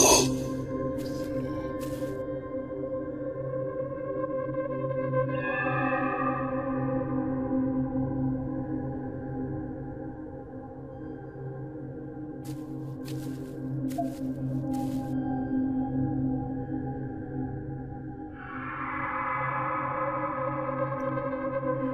সবাইকে আরও একবার স্বাগত জানাচ্ছি। আমি রাসেল। আশা করছি আপনারা সবাই ভালো আছেন এবং ভালোর দলে আছেন। চাঁদ রাতে কারো তো ঘুম আসে না, এবং চাঁদ রাত মানেই আনন্দ উচ্ছলতায় কাটিয়ে দেবার দিন, আনন্দ উচ্ছলতায় কাটিয়ে দেবার সময়। এবং চাঁদ রাতের লিখেছেন আমাদের সাথে যে সুপার ডুপার স্টোরি ছিল আসিফের। এইটা পুরা 54 মিনিটস এই স্টোরিটা মন দিয়ে শুনলাম। মাঝখানে তো নিজেই ভয়েই কিছু কাচুমাচু করছিলাম। Thank you so much Rasel ভাই, thank you, you are most welcome. Rummu আমাদের সাথে আছেন। লাইভ শুনতে পারলাম না, খারাপ লাগছে, কালকে রেকর্ডেডটা শুনে নেব। কালকে তো ঈদের দিন, আপনি আরও ব্যস্ত থাকবেন, জানি না শুনতে পারবেন কিনা, তবে শুনেন কিন্তু। নুরা ইসলাম আমাদের সাথে আছেন চাঁদপুর থেকে। আমাদের সাথে আছেন HM শাওন হুসাইন, আমাদের সাথে আছেন KSR AHM, আমাদের সাথে আছেন সাইদ আহমেদ, আমাদের সাথে আছেন MD লুবাইয়েত হোসেন লিজান, আমাদের সাথে আছেন দেখতে পাচ্ছি আরিয়ান রাকিব, আমাদের সাথে আছেন TI মিথুন সহ আরও অনেকে। থ্যাংক ইউ ভেরি মাচ আমাদের সঙ্গে থাকার জন্য এবং আমাদেরকে এইভাবে সাপোর্ট দেওয়ার জন্য। আমরা যে আজকে যে এপিসোডটি করছি, সেই এপিসোডে আপনাদের এই অংশগ্রহণ আমার জন্য বিরাট একটা ব্যাপার, এবং আপনারা যে আমাদের সঙ্গে আছেন এইটা আমার জন্য অনেক বড় একটা পাওয়া। এই বিষয়টি আমি সবসময় মাথায় রাখবো যে ভূত.com আমার পরিবার, এবং আপনারাও মাথায় রাখবেন আশা করি যে ভূত.com আপনাদের পরিবার। এবং যে কোনো আয়োজনে, যে কোনো শুরুতে গেল। এরপর পুকুরে মাছ ধরার প্রস্তুতি নিল জেলেরা। জাল ফেলল, একদিক থেকে অন্যদিকে টেনে নেওয়া হলো জাল, কিন্তু কোনো মাছ ধরা পড়ল না, কিছু মরা ঢালা মাছ ছাড়া। জেলেরা তো খুব বিরক্ত, কেন এমন হলো? মাছ না পেলে পোষাবে কিভাবে? এত কষ্ট করে এতগুলো মানুষ খাটলো, কোনো মাছ না ধরে বাড়ি যাবে, এটা তো হতে পারে না। এত মাছ দেখা যাচ্ছে অথচ জালে উঠছে না। তারা নতুন সিদ্ধান্ত নিল, পাম্প নিয়ে সেচ দিবে। পাম্প আনা হলো সেচ দেওয়ার জন্য। এরপর স্টার্ট হলো। জেলেরা বলা বলি করছিল, এইবার মাছ তুমি না উঠে যাবে কই? পুকুরের সাইজ অনুযায়ী সেচ দিতে বেশি সময় লাগার কথা না, কিন্তু অস্বাভাবিক বেশি সময় লাগছে, পানি কমছে না। যাই হোক, পানি সেচ হচ্ছে। এদিকে রাত হয়ে গেছে। জেলেরা ওখানে চুলা বসিয়ে রান্না করার আয়োজন করলো, আর সবাইকে বলা হলো এত রাতে কেউ মাছ ধরতে নামবে না, যা করার সকাল সকালে করবে।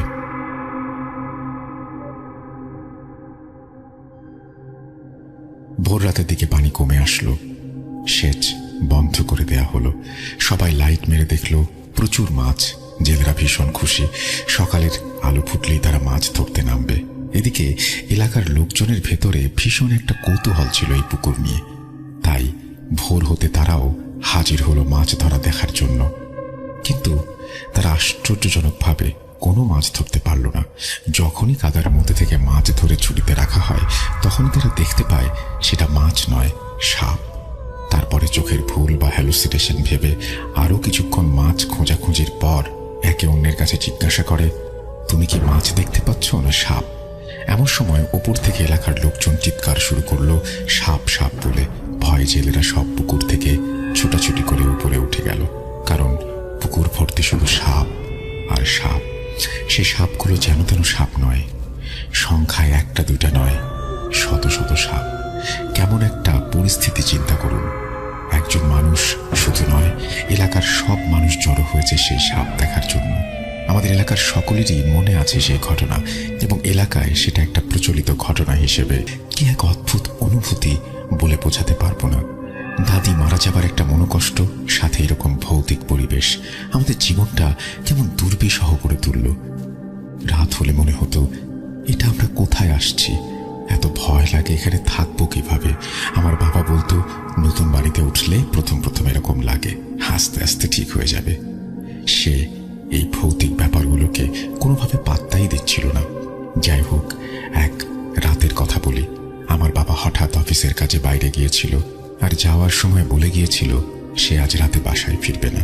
এমনিতেই বাবা বাসায় থাকতেই আমরা ভয়ে গুটিসুটি মেরে থাকি, আর বাবা না থাকলে আমরা কিভাবে থাকবো ভাবতেই পারছিলাম না। সন্ধ্যা হলো, আমরা তিনজন বাসায় সামনের গেট এবং পেছনের দিকে বের হওয়ার জন্য যে লোহার দরজা, সেটা তালা দিয়ে দেই। আমরা নাস্তা খাচ্ছিলাম, হঠাৎ মনে হলো চারিদিকে প্রতিদিনের চেয়েও আরো বেশি নিস্তব্ধ এবং আকাশে বিদ্যুৎ চমকাচ্ছিল। মনে হলো খুব বড় ঝড় আসবে, আর সেই সময় একটু মেঘ দেখলেই বিদ্যুৎ চলে যেত। বাতাস, বৃষ্টি যাই হোক, বিদ্যুৎ নেই। সেদিনও তার ব্যতিক্রম ছিল না, বিদ্যুৎ চলে গেল। নিমেষেই অন্ধকারে ছেয়ে গেল চারিদিক। শুরু হলো ঝড়, বাতাসের তীব্র বেগে বয়ে চলা, সাথে আমাদের মনের ভয় হিমশীতল স্রোতধারাও বইছে। আম্মু আমাদের দুই ভাই বোনকে নিয়ে একটা টিমটিমে চার্জার ল্যাম্প জ্বালিয়ে বসে আছে আর ঝড় থামার অপেক্ষা করছে। নিশুতি রাত, ভাইয়া আর আম্মু ভয় পাচ্ছে চোর ডাকাতের। হাইওয়ের পাশেই আমাদের বাড়ি, কিন্তু কেমন যেন শুনশান পরিবেশ। আমি ভয় পাচ্ছি অতি প্রাকৃত কিছুর। বাতাসে ঝাপটা কিছুটা কমে আসলো, কিন্তু তার সাথে নতুন সংযোজন হলো বৃষ্টি। বৃষ্টি পড়তে শুরু করলো, ঝুমঝুম ঝুমঝুমুকে বৃষ্টি। কি এক ভয়ঙ্কর অনুভূতি! এখনো লিখতে গিয়ে গা শিউরে ওঠে। টানা বৃষ্টি বয়ে যাচ্ছে, আমরা এক অজানা ভয়ের মধ্যে সময় পার করছি। আর তখনই ঘটল সেই ঘটনা। হঠাৎই একটা ঝনঝন শব্দে কি যেন আমাদের গেট ধরে ঝাঁকাচ্ছে। ভয়ে আমরা তিনজন পাথর হয়ে গেছি, চুপ করে আছি, কেউ কথা বলছি না। একটানা শব্দ হয়েই যাচ্ছে। কিছুক্ষণ পর শব্দটা থেমে গেল। আম্মু আর ভাইজনের দরজা ধরে ধাক্কা দিচ্ছে আর বলছে, দরজা খোলো। কখনো ডান দিকের জানালা, কখনো বাম দিকের জানালা, সবকিছু হচ্ছে খুব দ্রুত। একজন বৃদ্ধ মহিলার ক্ষেত্রে এত দ্রুত এই জানালা থেকে ওই জানালায়, এই দরজা থেকে ওই দরজায় মুভ করা কোনোভাবেই সম্ভব না। আমার আম্মুর বুঝতে বাকি রইল না ওই বুড়ি মহিলা আসলে কে। আম্মু আমাদের দুজনকে দুই হাতে চাপড়ে ধরে শুধু সূরা পড়তে লাগলো, আল্লাহু লা ইলাহা ইল্লাল্লাহুল হাইয়ুল কাইয়ুম, অর্থাৎ আয়াতুল কুরসি। খুব জোরে জোরে পড়তে থাকলেন। এভাবে কতক্ষণ সময় কেটে গেছে বলতে পারবো না। হঠাৎ ভাইয়ার ডাকে আমাদের চৈতন্য ফিরে পেলাম। আম্মু পড়া বন্ধ করলো। ভাইয়া বলল, শব্দ আর হচ্ছে না। আশ্চর্যজনক বিষয় হলো, আয়াতুল কুরসির এত ক্ষমতা, অথচ আমরা এর গুরুত্ব সবসময় বুঝতে পারি না। সেই রাতে এত বড় বিপদ থেকে রক্ষাকারী অলৌকিক বাণী হলো আয়াতুল কুরসি। কিছুক্ষণ পর বিদ্যুৎ চলে আসলো। তখনও আমাদের ভয় পুরোপুরি কাটেনি। হঠাৎ আবার বাইরের গেটে ঠক ঠক ঠক ঠক শব্দ, কে যেন ডাকছে ভাইয়ার নাম ধরে। না, এবার ভৌতিক কোনো বিষয় নয়। কণ্ঠস্বরটা আমাদের পরিচিত। বুঝতে পারলাম এটা আমাদের কাজিন শাহজাহান ভাই। কাক ভেজা হয়ে গেটে দাঁড়িয়ে আছে। আমরা যেন প্রাণ ফিরে পেলাম। তাড়াতাড়ি তাকে গেট খুলে ভেতরে ঢোকালাম। এভাবেই সেই ভয়াবহ রাতের সমাপ্তি ঘটল। আমাদের বাড়িটা এখনো আছে, তবে বহু বছর আর সেখানে আমরা কেউ থাকি না। বাড়িটাও এখন আর একতলা নেই, এখন ভাড়া দেয়া হয়েছে নিচতলায়। আমরা যখন যাই তখন দোতলায় থাকি। দোতলাটা সবসময় তালা বন্ধ থাকে। আপনি যখন আমাদের এলাকায় আসবেন, নিমন্ত্রণ রইল সেই ভয়ঙ্কর সুন্দর মেহগনি গাছে ঘেরা বাড়িতে। আমি জানি না মানুষ কেন বলে জিন ভূতে বিশ্বাস করে না। আমরা যদি মুসলিম হই তাহলে তো আমরা চলে যাব পরবর্তী ঘটনায়।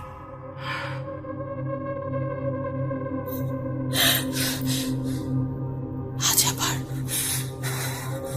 শুনতে পাচ্ছেন শব্দটা? ভয়ের আরেক নাম ভূত.com with Russell.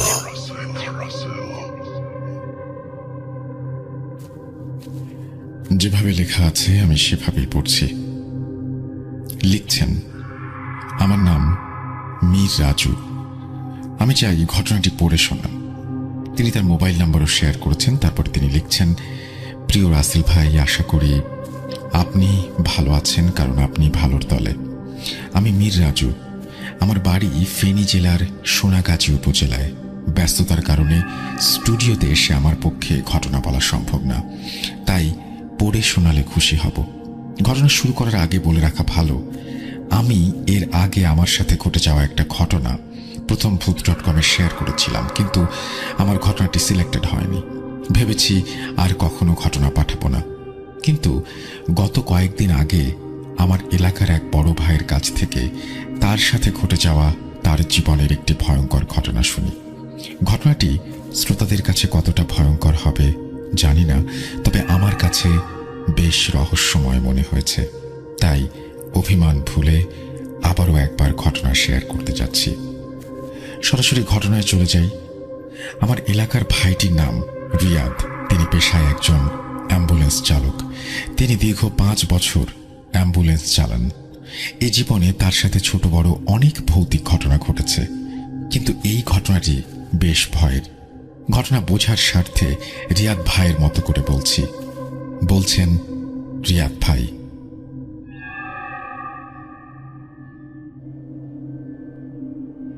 সালটা ছিল 2019 সালের জানুয়ারি মাসের কনকনে শীত। আমি একটি বেসরকারি হাসপাতালের অ্যাম্বুলেন্স চালাই। মৃত লাশ নিয়ে যাই মাঝে মাঝেই বিভিন্ন জেলায়। একদিন একটা ফোন পেয়ে আমি অফিসে গিয়ে খবর পাই একটা মৃত লাশ নিয়ে আমাকে রাজশাহীতে যেতে হবে। আমি লাশটাকে দেখলাম, খুব বাজেভাবে অ্যাক্সিডেন্ট হয়েছে। লাশ একটা মেয়ের, সুন্দর, মনে হয় কলেজ কিংবা বিশ্ববিদ্যালয়ে পড়তো। মাথার এক পাশ থ্যাঁতলানো, চুলগুলো এলোমেলো, দেহের বিভিন্ন স্থান থেকে রক্ত ঝরছে। মেয়েটি হোস্টেলে থাকায় এখানে তার কোনো গার্ডিয়ান নেই। তার কয়েকজন শিক্ষক এবং সহপাঠীরা মিলে লাশটাকে অ্যাম্বুলেন্সে তুলে দেয়। লাশটা নিয়ে আমায় একাই যেতে হবে। আমি মাঝে মাঝে এমন লাশ নিয়ে প্রায় অনেক জেলাতে যাই, কিন্তু আমার হেল্পার রকিকে সাথে নিতে হয়। সন্ধ্যা হয়, ঠিক ওই সময় রকিকে সাথে নিয়ে রওনা দিলাম।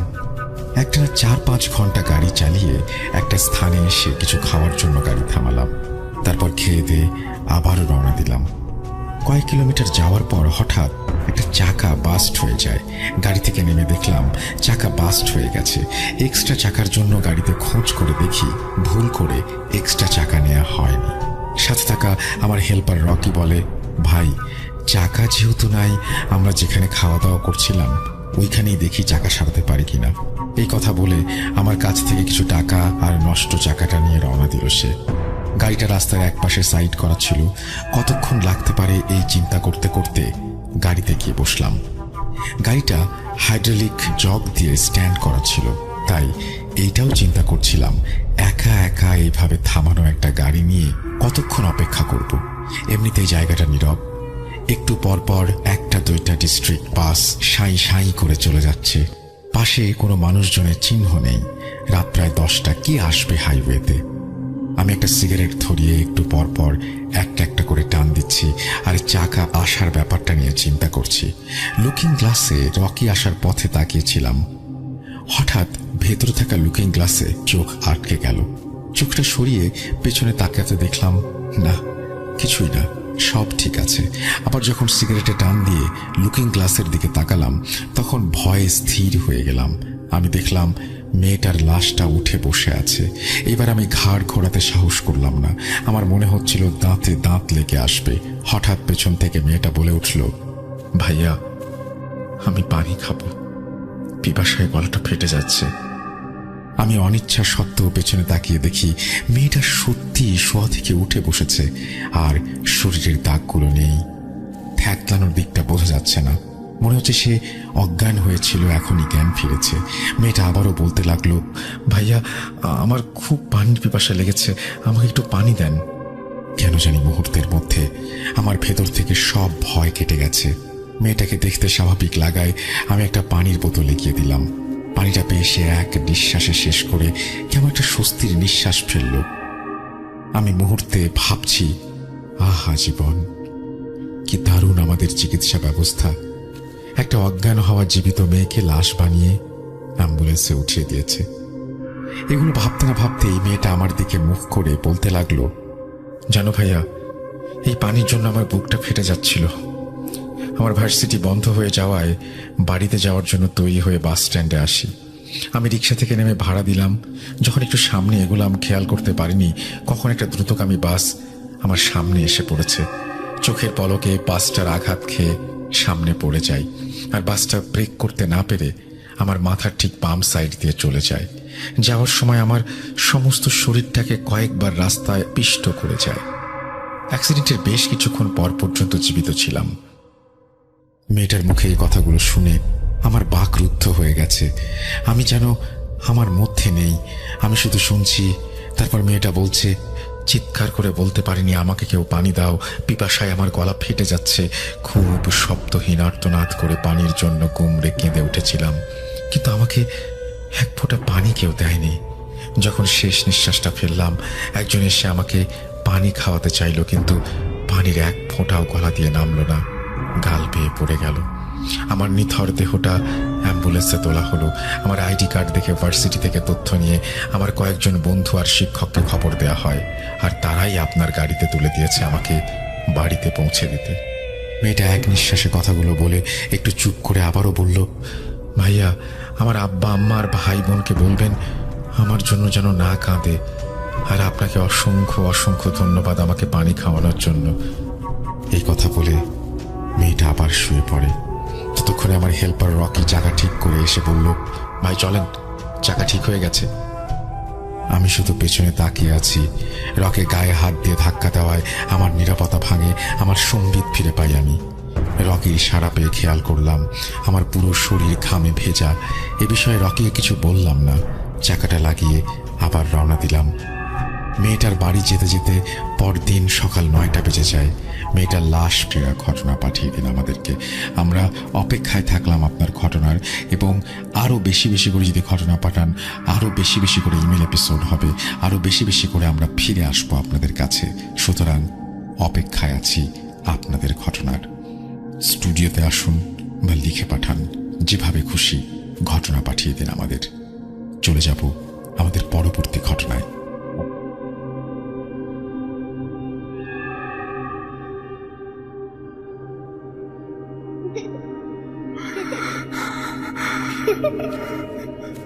লুকোচুরি খেলবে? লুকোচুরি? তুমি লুকাও, আমি ঠিকই তোমাকে খুঁজে পাবো।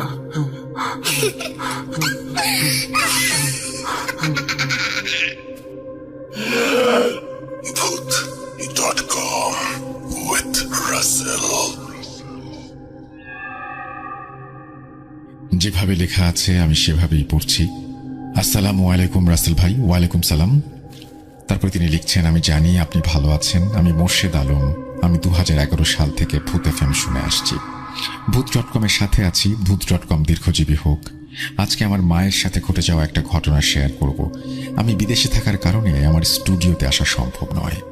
আমার মায়ের মুখ থেকে যেভাবে শুনেছি সেভাবেই বলছি। ওই মহিলাকে ডাকা শুরু করলো।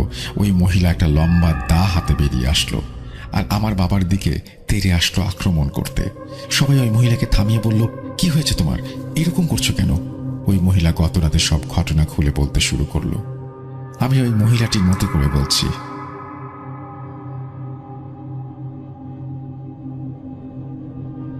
আপনারা সবাই জানেন আমার ছেলেটা অনেক দিন ধরে বসন্ত রোগে আক্রান্ত। সে গত রাতে মারা গেছে। রাত বেশি হয়, কাউকে ডাকতে পারিনি এবং আমি অনেক কান্নাকাটি করছিলাম। মধ্যরাতে দেখি সর্দার সাহেব আমার বাসায় আসছে এবং দরজা খুলতে বলছে। এসে বলতে শুরু করলো, তোমার ছেলের মৃত্যুর খবর পেয়ে এসেছি। আমার মাথায় তখন আর কোনো কিছু কাজ করছিল না, তাই ওনাকে ঘরে আসতে দিলাম। কিছু সময় কেটে যাবার পর উনি বলতে লাগলো, রাত অনেক হয়েছে, কালকে তোমার ছেলের দাফন কাফন করতে হবে, অনেক কাজ বাকি আছে। তার চেয়ে বরং আমি লাশের পাশে থাকি, তুমি একটু বিশ্রাম করো। আমি বললাম, না সমস্যা নেই, আমি আছি। কালকে সকালে সকালে অনেক কাজ, তুমি একটু বিশ্রাম করো। উনি জোরাজুরি করতে লাগলেন। আমি অন্য রুমে গিয়ে শুয়ে পড়লাম সেই জোরাজুরির কারণেই। অনেক চেষ্টা করেও ঘুমাতে পারিনি একটুও। কিছুক্ষণ পর খেয়াল করলাম উনি এদিক সেদিক করছেন। আরও কিছু সময় কেটে যাওয়ার পর দেখি উনি আমার দিকে আসছেন এবং আমি ঘুমিয়ে গেছি কিনা সেটা দেখছেন। আমি ঘুমের ভান করে থাকলাম। দেখছি উনি কিচেনের দিকে যাচ্ছেন। আমি ওনার পেছন পেছন গেলাম যাতে উনি বুঝতে না পারেন। দেখি উনি কিচেনে কি যেন খোঁজাখুঁজি করছেন। দেখি হাতে লবণ নিয়ে আসছেন। আমি আবার শুয়ে পড়লাম। লবণগুলো নিয়ে আমার ছেলের পাশে বসলো। আমার বুঝতে বাকি রইল না এটা কি ছিল, তাই কিচেন থেকে বড় দা নিয়ে আসলাম। এক পাশে দেখতে লাগলাম উনি কি করে। আমার ছেলের গায়ে আঘাত করতে শুরু করলো এবং আমার ছেলের গা থেকে মাংস খেতে শুরু করলো। আমি দা নিয়ে ওনার দিকে তেড়ে আসলাম, ওনাকে আঘাত করলাম। আঘাত করার সাথে সাথে দেখি উনি একটা ভয়ঙ্কর রূপ ধারণ করলো। ভয়ঙ্কর লোমে ভরা তার শরীর। এত ভয়ঙ্কর চেহারা আমি জীবনে কখনো দেখিনি। তা সে আমাকে হামলা করতে চেষ্টা করছে। ওনাকে দা দিয়ে আমি আঘাত করছি, সঙ্গে সঙ্গে দরজা খুলে বের হয়ে যাই এবং খুব ভয়ঙ্করভাবে চিৎকার করতে থাকি। ওনার সাথে যুদ্ধ করতে করতে কখন যে ফজরের আজান দিয়ে দিয়েছে আমি জানি না। দেখি হঠাৎ সব চুপ হয়ে গেছে। আমার তান্ত্রিক বিদ্যা জানা ছিল, তাই আমাদের কিছু করতে পারেনি। একটা ব্যাপার, সকালে সে লাশটাকে দাফন করে ফেললো। এরপরে মহিলা কোথায় গেছে কেউ দেখেনি। এরপর প্রায় 10 বছর পরে সেই চৌধুরী বাড়িতে একটা বিবাহ অনুষ্ঠান হয়েছে। সবার মতো আমরাও বিবাহতে গিয়েছিলাম। মেহেদি রাতে অনেক ধুমধাম করে আয়োজন চলছিল। মধ্যরাত্রে আমি একটু ঘুমিয়ে গিয়েছিলাম। যখন ঘুম ভাঙে দেখি সবাই আমাকে রেখে চলে গেছে। আমি দেখছিলাম আমার বাড়ির আশেপাশের কেউ আছে কিনা। দেখি কেউ নেই, তাই একা যাওয়ার সিদ্ধান্ত নিলাম। সবাই আমাকে রাতে যেতে বারণ করছিল, আমি কারো কথা না শুনে যেতে শুরু করলাম। মনে মনে ভাবলাম 5 মিনিটের রাস্তা, এমন কি আর হবে। বিবাহ বাড়িতে তো মাইকের আওয়াজ ছিল, তাই ভয় করছিল না। আমি যখন হাঁটা শুরু করলাম, কিছু দূর যাওয়ার পরে দেখি আমার পেছন পেছন কেউ আসছে। পেছনে ফিরে দেখি কেউ নেই। আমি আবার হাঁটতে শুরু করলাম। এবার আওয়াজ হচ্ছে কোথাও থেকে। এবার পেছন ফিরে যা দেখি তা দেখার জন্য আমি মোটেও প্রস্তুত ছিলাম না। দেখি 2টা রাজহাঁস আমাকে পেছন থেকে তাড়া করছে। আমিও দৌড়াতে শুরু করলাম এবং চিৎকার করতে শুরু করলাম। দৌড়াতে দৌড়াতে বাড়ির উঠোনের সামনে এসে জ্ঞান হারালাম। যখন জ্ঞান ফেরে তখন দেখি আমি বাড়িতে শুয়ে আছি আর সকাল হয়ে গেছে। আমার মা জিজ্ঞেস করলো কি হয়েছে কালকে। আমি রাতের সব ঘটনা খুলে বললাম। আমার মা রাতে না ফেরাতে খুব চিন্তা করছিল আর ঘুম আসছিল না তার। আমার চিৎকার শুনে আমার বাবা বের হলো বাসা থেকে এবং আমাকে দেখতে পায় সে। পরে একটা হুজুরের কাছে আমাকে নিয়ে যাওয়া হয়। হুজুর ঝাড়ফুঁক করে বলে খুব খারাপ একটা জিন নাকি আমার পেছনে নিয়েছিল। আমার মা বাবা বাইরে যাওয়াতে কিছু করতে পারেনি। এরপর আর কোনো সমস্যা হয়নি। এই বলে আমার মায়ের ঘটনা শেষ করলো। যদি এই ঘটনাটি সিলেক্ট করেন, শেয়ার করার অনুরোধ রইল। পরিশেষে রাসেল ভাইকে বলতে চাই, এরকম আরো অনেক ঘটনা আছে, আস্তে আস্তে সব ঘটনা জানাবো।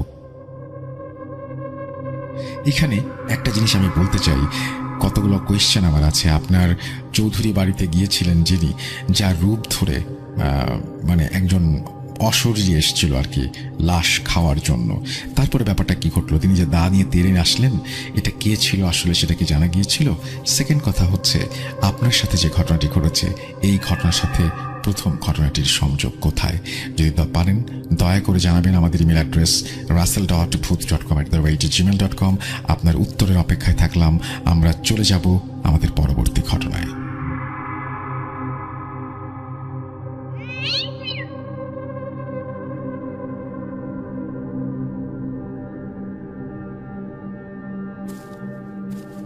Welcome back. আপনাদের সবাইকে স্বাগত জানাচ্ছি আমি রাসেল। আশা করছি আপনারা সবাই ভালো আছেন এবং ভালোর দলে আছেন। ঘড়িতে সময় রাত 12:21।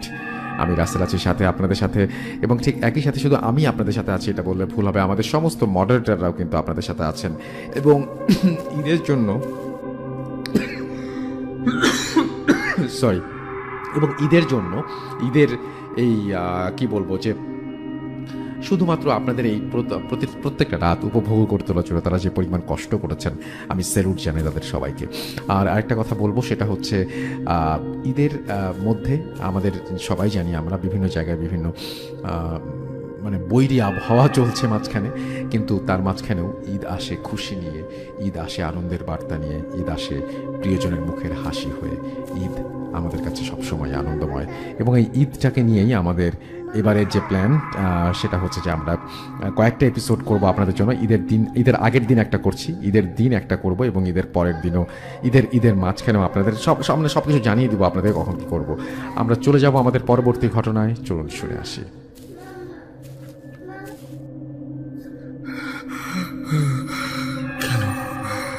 কেন তুমি আসো? আমি শুধু তোমার সাথেই থাকতে চাই। কিভাবে সম্ভব? মৃতদের এই পৃথিবীতে থাকতে নেই। তুমি তুমি চলে যাও প্লিজ, চলে যাও। কাজের সূত্রে ঠাকুরগাঁও শহরে যান। বয়স আনুমানিক 17-18 হবে। সেখানে তিনি রাজমিস্ত্রির কাজ করেন। তো একদিন তাকে হঠাৎ একটি সাপ তাড়া করে। সাপ তাড়া দেওয়ার পর তিনি দৌড়ে রুমে আসেন। তারপর 2 দিন পর আসিফ কাজ করতে যাওয়ার সময় রাস্তার পাশে দেখতে পায় যে 2টা সাপ, সম্ভবত ডারাস বা গোখরা মিলে একে অপরকে জড়িয়ে ধরে আছে, এরকম একটা অবস্থা দেখতে পায়। কৌতূহলবশত আসিফ সাপ দুটোর ভিডিও ধারণ করে ফেসবুকে ছেড়ে দেয়। কিন্তু কে জানতো আসিফের একটা ভুল তার মৃত্যুর কারণ হয়ে দাঁড়াবে।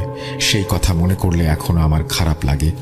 তারপর সেই রাতে আসিফের সাপ দুটি স্বপ্নে দেখায় যে সে নাকি বিপদে পড়তে যাচ্ছে। এভাবে আসিফ 2-3 দিন একই রকমের স্বপ্ন দেখে। তারপর গ্রামের বাসায় আসে, তার মাকে সবকিছু খুলে বলে। তার মা তাকে আবারও শহরে পাঠায় কাজ করতে। তো শুক্রবার তিনি প্রতিদিনের মতো ঘুমাতে যান। বলে রাখা ভালো, কাজ যেহেতু রাস্তা মেরামতের, সেই সুবাদে তাকে বাইরে থাকা লাগে। তো তার সাথে কাজ করতে আসা 4 জন ছেলের মাঝে একসাথে তিনি ঘুমাচ্ছিলেন। তো ঘুমিয়েছিলেন। শুক্রবার মাঝরাতে সেই সাপ এসে আসিফের গলার রগ বরাবর কামড় বসিয়ে দেয়।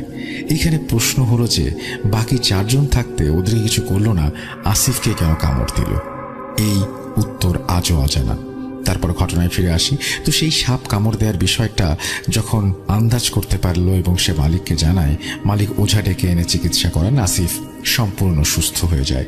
2 দিন পর আবার বিষক্রিয়া শুরু হলে তাকে সদর হাসপাতালে ভর্তি করা হয় এবং কর্তব্যরত চিকিৎসক তাকে মৃত ঘোষণা করে। সোমবারে 29/8/22 তাকে পারিবারিক কবরস্থানে দাফন করা হয়। তার মৃত্যুতে পরিবারের শোকের ছায়া নেমে আসে। লোকমুখে শোনা যায় ওই সাপ দুটি নাকি বিশুরিয়া সাপ ছিল। গ্রামের ভাষায় এটিকে বিশুরিয়া বলা হয়। এদিকে হিন্দুরা নাকি দেবতা মানে আর তাদেরকে পূজা করে।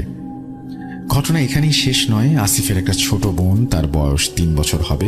যেহেতু তাদের কবরস্থানটা বাসার কাছেই ছিল, তো তার বোন হঠাৎ করেই বাসা থেকে বের হয়ে তার মা বাবাকে না বলেই কোথাও চলে যেত। তার মা বাবা যখনই বলতো যে কোথায় যাস, তখন সে বলতো ওই যে ভাইয়া আমাকে ডাকছে, এই বলে আসিফের কবরের কাছে চলে আসতো। পারিনি আমি ভালোভাবে দরজার ছিটকিনি লাগিয়ে দেওয়ার পরেও একটি বিড়াল ঢুকে মাছগুলো সব খেয়ে ফেলেছে। তখন বিড়ালটা ওইখানে বসে কাটা চিবাচ্ছে। সবাই এটা দেখে আমাকে বকাবকি করতে শুরু করলো। বলল তুই ভালো করে লাগাসনি। একটু রাগ হয়ে কাচের গ্লাস সামনে ছিল, তাই দিয়ে বিড়ালটার দিকে ছুঁড়ে মারলাম, আর বিড়ালটার মাথায় সেটি গিয়ে লাগলো। তারপর সবার জন্য একটা ডিম ভেজে সবাই সেহেরি করে নিজ নিজ রুমে। তারপরে তারা সবাই ঘুমিয়ে যায়। পরের দিন সবাই পরীক্ষা দিয়ে এসে নিজের বাসার উদ্দেশ্যে রওনা দেয়। আমিও পরীক্ষা দিয়ে এসে ঘুমিয়ে পড়লাম। তারপর ঘুমের মধ্যে আজব একটা স্বপ্ন দেখলাম। স্বপ্ন ছিল এমন যে বিড়ালটিকে আমি রাতে আঘাত করেছিলাম সে অনেক করুণ গলায় কাঁদছে। তার পাশে একটি অবয়ব দাঁড়িয়ে আছে এবং রাগান্বিতভাবে আমার দিকে তাকিয়ে আছে এবং আমাকে শাসাচ্ছে, এবং সেই অবয়বটা ধীরে ধীরে বিকট হতে শুরু করলো। আমার ঘুম ভেঙে যায় বিভৎস চেহারা দেখে। ঘুম ভেঙে দেখি 4:40 বেজে গেছে। নিজেকে সান্ত্বনা দিয়ে বললাম, এইটা তো একটা স্বপ্ন মাত্র। তারপর সন্ধ্যার আগে আগে ইফতার নিয়ে বসলাম। ইফতার শেষ করে নামাজ পড়ে এসে পড়তে বসলাম। একটু পর খালা এসে মেসের ছাদে কি জানি অনেক জোরে জোরে হাঁটা চলা করছে আর অনেক শব্দ করছে। আমি খুব অবাক হলাম, মেসে তো কেউ নেই, ছাদে কে হাঁটাচলা করবে? আমি একটু সাহস জুগিয়ে ঘুম থেকে উঠে দাঁড়িয়ে ফোনের টর্চ লাইটটা অন করে ছাদে যাই। ছাদে গিয়ে দেখি কিছুই নেই, সবই স্বাভাবিক। আমি যখন ফিরে আসবো তখন দেখি আম গাছের উপরে 3 জন লম্বা চুলওয়ালা অবাক হয়ে আমার দিকে তাকিয়ে আছে এবং তাদের চোখ বড় বড় লাল। বিভৎস হাসি দিয়ে তারা অদৃশ্য হয়ে গেল। আমি আর নিজেকে সামনে রাখতে পারছিলাম না। যা যা দোয়া আছে পড়তে শুরু করলাম। পড়তে পড়তে রুমে আসলাম ভয় ভয় করে। সেখানে একটা হাসির শব্দ আমার কানে বাজে। রুমে এসে ভয় ভাবতে শুরু করলাম, এসব কি হচ্ছে আমার সাথে? আমি কিছুই বুঝতে পারছি না। এসব ভাবতে ভাবতে কখন ঘুমিয়ে পড়েছি জানি না। তারপর আমি আবারও এসব মনের ভুল ভেবে কাটিয়ে দেই। তবুও মনের ভেতরে একটা ভয় থেকে গেছে। এসব ভাবতে ভাবতে হঠাৎ করে এক মেসের বড় ভাইয়ের ফোন এলো। আমাকে বলল মেসে একটা ফাইল রেখে এসেছি, আমি যেন ফাইলটা নিয়ে আসি। একটা কথা বলে রাখা ভালো, সে আমার রুমমেট ছিল এবং তার নাম ছিল সাদিক। তারপর আমি একটা স্বস্তির নিঃশ্বাস ফেলে বললাম, যাক ভালোই হলো, কোনো সমস্যা হবে না। তাহলে ভাই যদি আসে তাহলে কালকেই আমি চলে যাব। ঠিক ইফতারের আগে সাদিক ভাই চলে আসলো। ভাইয়া কেন জানি আমার সাথে ঠিকভাবে কথা বলছিল না। হুট করে আকাশ অন্ধকার হয়ে এসে বৃষ্টি শুরু হয়, ইলেকট্রিসিটিও চলে যায়। আমি মোবাইলের ফ্ল্যাশ লাইটটা জ্বালিয়ে বাথরুমে যাই। এমন অবস্থায় আমি বাথরুমে থাকাকালীন সাদিক ভাই ফোন দিল। আমি ভাবলাম সাদিক ভাই আবার কেন ফোন দিচ্ছে। 2-3 বার যখন ফোন দিল আমি এবার ফোনটা ধরলাম। আমি কিছু বলার আগেই বলে উঠল, আমি আজকে যেতে পারবো না, তুই চলে যাস বাড়িতে, আমি পরে ওইটা নিতে আসবো। কথাটা শোনার পর আমি অনেকক্ষণ চুপ হয়ে থাকলাম। ভাবলাম আমি তাহলে এতক্ষণ কার সঙ্গে আছি। আমি বাথরুম থেকে বেরিয়ে ভয়ে ভয়ে রুমের দিকে এসে দেখি সেই বিভৎস চেহারা আমার খাটের উপরে বসে আছে। আমি এটা দেখার পর পেছনে ঘুরে দৌড় দিয়ে দেখি আমার সামনে 2টো অবয়ব দাঁড়িয়ে। পুরো মেস নিস্তব্ধ হয়ে গেছে। আমি সেন্সলেস হয়ে যাওয়ার চেষ্টা করছিলাম, কিন্তু পারছিলাম না। ভয়ে আমার সমস্ত শরীর নিস্তেজ হয়ে যাচ্ছিল। এমত অবস্থায় বুকে অনেক ব্যথা অনুভব করি। দেখি ওই বিড়ালটা আমার বুকের উপরে বসে আছে এবং বিষণ্ণ গলায় সে বলতে লাগলো, এটিকে আমরা ছিঁড়ে খাবো। চোখ বন্ধ করে আজান দিতে শুরু করলাম। আজান দিয়ে অজ্ঞান হয়ে কখন পড়ে গেছি নিজেও জানি না। পরদিন সন্ধ্যাবেলা চোখ খুললে আমি দেখতে পাই খালা, এলাকার কয়েকজন লোক আমার পাশে। খালা বলে, আমি একটু আগে রান্না করতে এসে দেখি তুমি বাইরে পড়ে আছো, তোমার বুকে অনেক কাটাছেঁড়া দাগ। আশেপাশে অনেক লোকজন এসে যায়, তারপর তোমাকে নিয়ে খাটে শুইয়ে দেয়া হয়। তারপর ওই এলাকার একজনকে জড়িয়ে ধরে কাঁদতে কাঁদতে ভয়ে 2-3 দিন ধরে ঘটে যাওয়া আমার সাথে সব ঘটনা খুলে বলি। তারপর ওরা আমার বাবাকে ফোন দিয়ে সব ঘটনা বলে এবং হুজুর নিয়ে আসে। কুড়িগ্রামে আমি আমার বাবাকে দেখে হাউমাউ করে কাঁদতে শুরু করি। বাবা মা আমার বুকের অবস্থা দেখেও কাঁদতে শুরু করে। তারপর হুজুর আমার কাছে থেকে সব ঘটনা জানতে চায়, আমি হুজুরকে সব বলি। তারপর হুজুর নাকি তার পালিত জিন দিয়ে খবর নেয়। খবর নিয়ে জানতে পারে যে সেই বিড়ালের বাচ্চাটি যেটিকে আমি মেরেছিলাম কোনো সাধারণ বিড়ালের বাচ্চা ছিল না, সেটি একটি খবিস জিন। হুজুর সেই নিকৃষ্ট জিনগুলোকে বলে আমাকে ছেড়ে দিতে, কিন্তু তারা কোনোভাবে রাজি হয় না। হুজুর তাদের বলে তাদেরকে বোতলবন্দি করবে। এই কথা শুনে তারা কিছু শর্ত দেয়। শর্তগুলো ছিল এমন: সাদা ছাগল, 2টা সাদা কবুতর জবাই করে রক্ত দিতে হবে এই আম গাছের তলায়, আর ওকে এই মেস পরিত্যাগ করতে হবে। সেই মোতাবেক আমি মেস মালিককে খবর দিয়ে সব জানাই। তিনি সব ব্যবস্থা করার প্রতিশ্রুতি দেন এবং আমি বাসায় চলে আসি। বাসায় আসার পর অনেকদিন জ্বর ছিল। পরে শুনি মেস মালিক জোড়া সাদা ছাগল ও কবুতর 2টি ওইখানে জবাই করে দেয়, আর আমি অন্য একটা মেসে উঠে পড়ি। আমি এই এলাকায় থাকতে পারবো না, আমি ওই এলাকাতে পা মারাই না। আল্লাহ রহমতে আমি এখন সুস্থ আছি। আল্লাহ যে এমন পরিস্থিতিতে কাউকে যেন না ফেলে সেই দোয়া করি। আমি ছোট মানুষ, লেখায় ভুল ত্রুটি হলে ক্ষমা সুন্দর দৃষ্টিতে দেখবেন, এই বলে তিনি তার ঘটনা শেষ করেছেন। থ্যাংক ইউ ভেরি মাচ আপনার ঘটনার জন্য। আপনার ঘটনাটি অসম্ভব রকমের ভালোই লেগেছে আমাদের কাছে। আশা করছি যে আপনি ভবিষ্যতেও আমাদেরকে আরও ঘটনা পাঠাবেন। যদি আমাদের ঘটনা পাঠাতে চান তাহলে আমাদের ইমেল অ্যাড্রেস হচ্ছে russell.bhoot.com@gmail.com। আপনার নাম, ঠিকানা এবং ফোন নাম্বার সহ আপনার জীবনে ঘটে যাওয়া বা আপনার জানা সেরা ঘটনা লিখে পাঠিয়ে দিন আমাদের কাছে। ঘটনার শুরুতে অবশ্যই উল্লেখ করুন যে ঘটনাটি আপনি স্টুডিওতে এসে শেয়ার করতে চান, নাকি আপনি চান আপনার ঘটনা আমরা পড়ে শুনে। যারা দেশের বাইরে রয়েছেন তারা সরাসরি অডিও ক্লিপ পাঠাতে পারেন বা লিখেও পাঠাতে পারেন ঘটনা। আপনাদের যেভাবে খুশি। যে সমস্ত ঘটনা ইমেইলে আসে সেগুলো খুব স্পেশাল হয়। অডিও ক্লিপও আমি দেখলাম লাস্ট উইকের যে অডিও ক্লিপের কথাগুলো যদি আমরা বলি, অসম্ভব সুন্দর কিছু অডিও ক্লিপ ছিল। সো সেই অডিও ক্লিপগুলোর কথা এখনও আপনাদের নিশ্চয়ই মনে আছে এবং আমি প্রতিশ্রুতি দিয়েছিলাম বলবো না, তবে আমি এইরকম আশা করেছিলাম যে অডিও ক্লিপ আমাদের সবসময়ই ভালো হতো, এখন ভালো হবে না কেন। আর সেই কারণে আমি আহ্বান জানিয়েছিলাম এবং সেই আহ্বানের সাড়াও মিলেছে। অসংখ্য অডিও ক্লিপ, ভালো ভালো অডিও ক্লিপ আপনারা শুনতে পারবেন সামনে। ঈদ যেহেতু আসছে, ঈদের মধ্যেও আপনারা চমৎকার কিছু ঘটনা শুনবেন।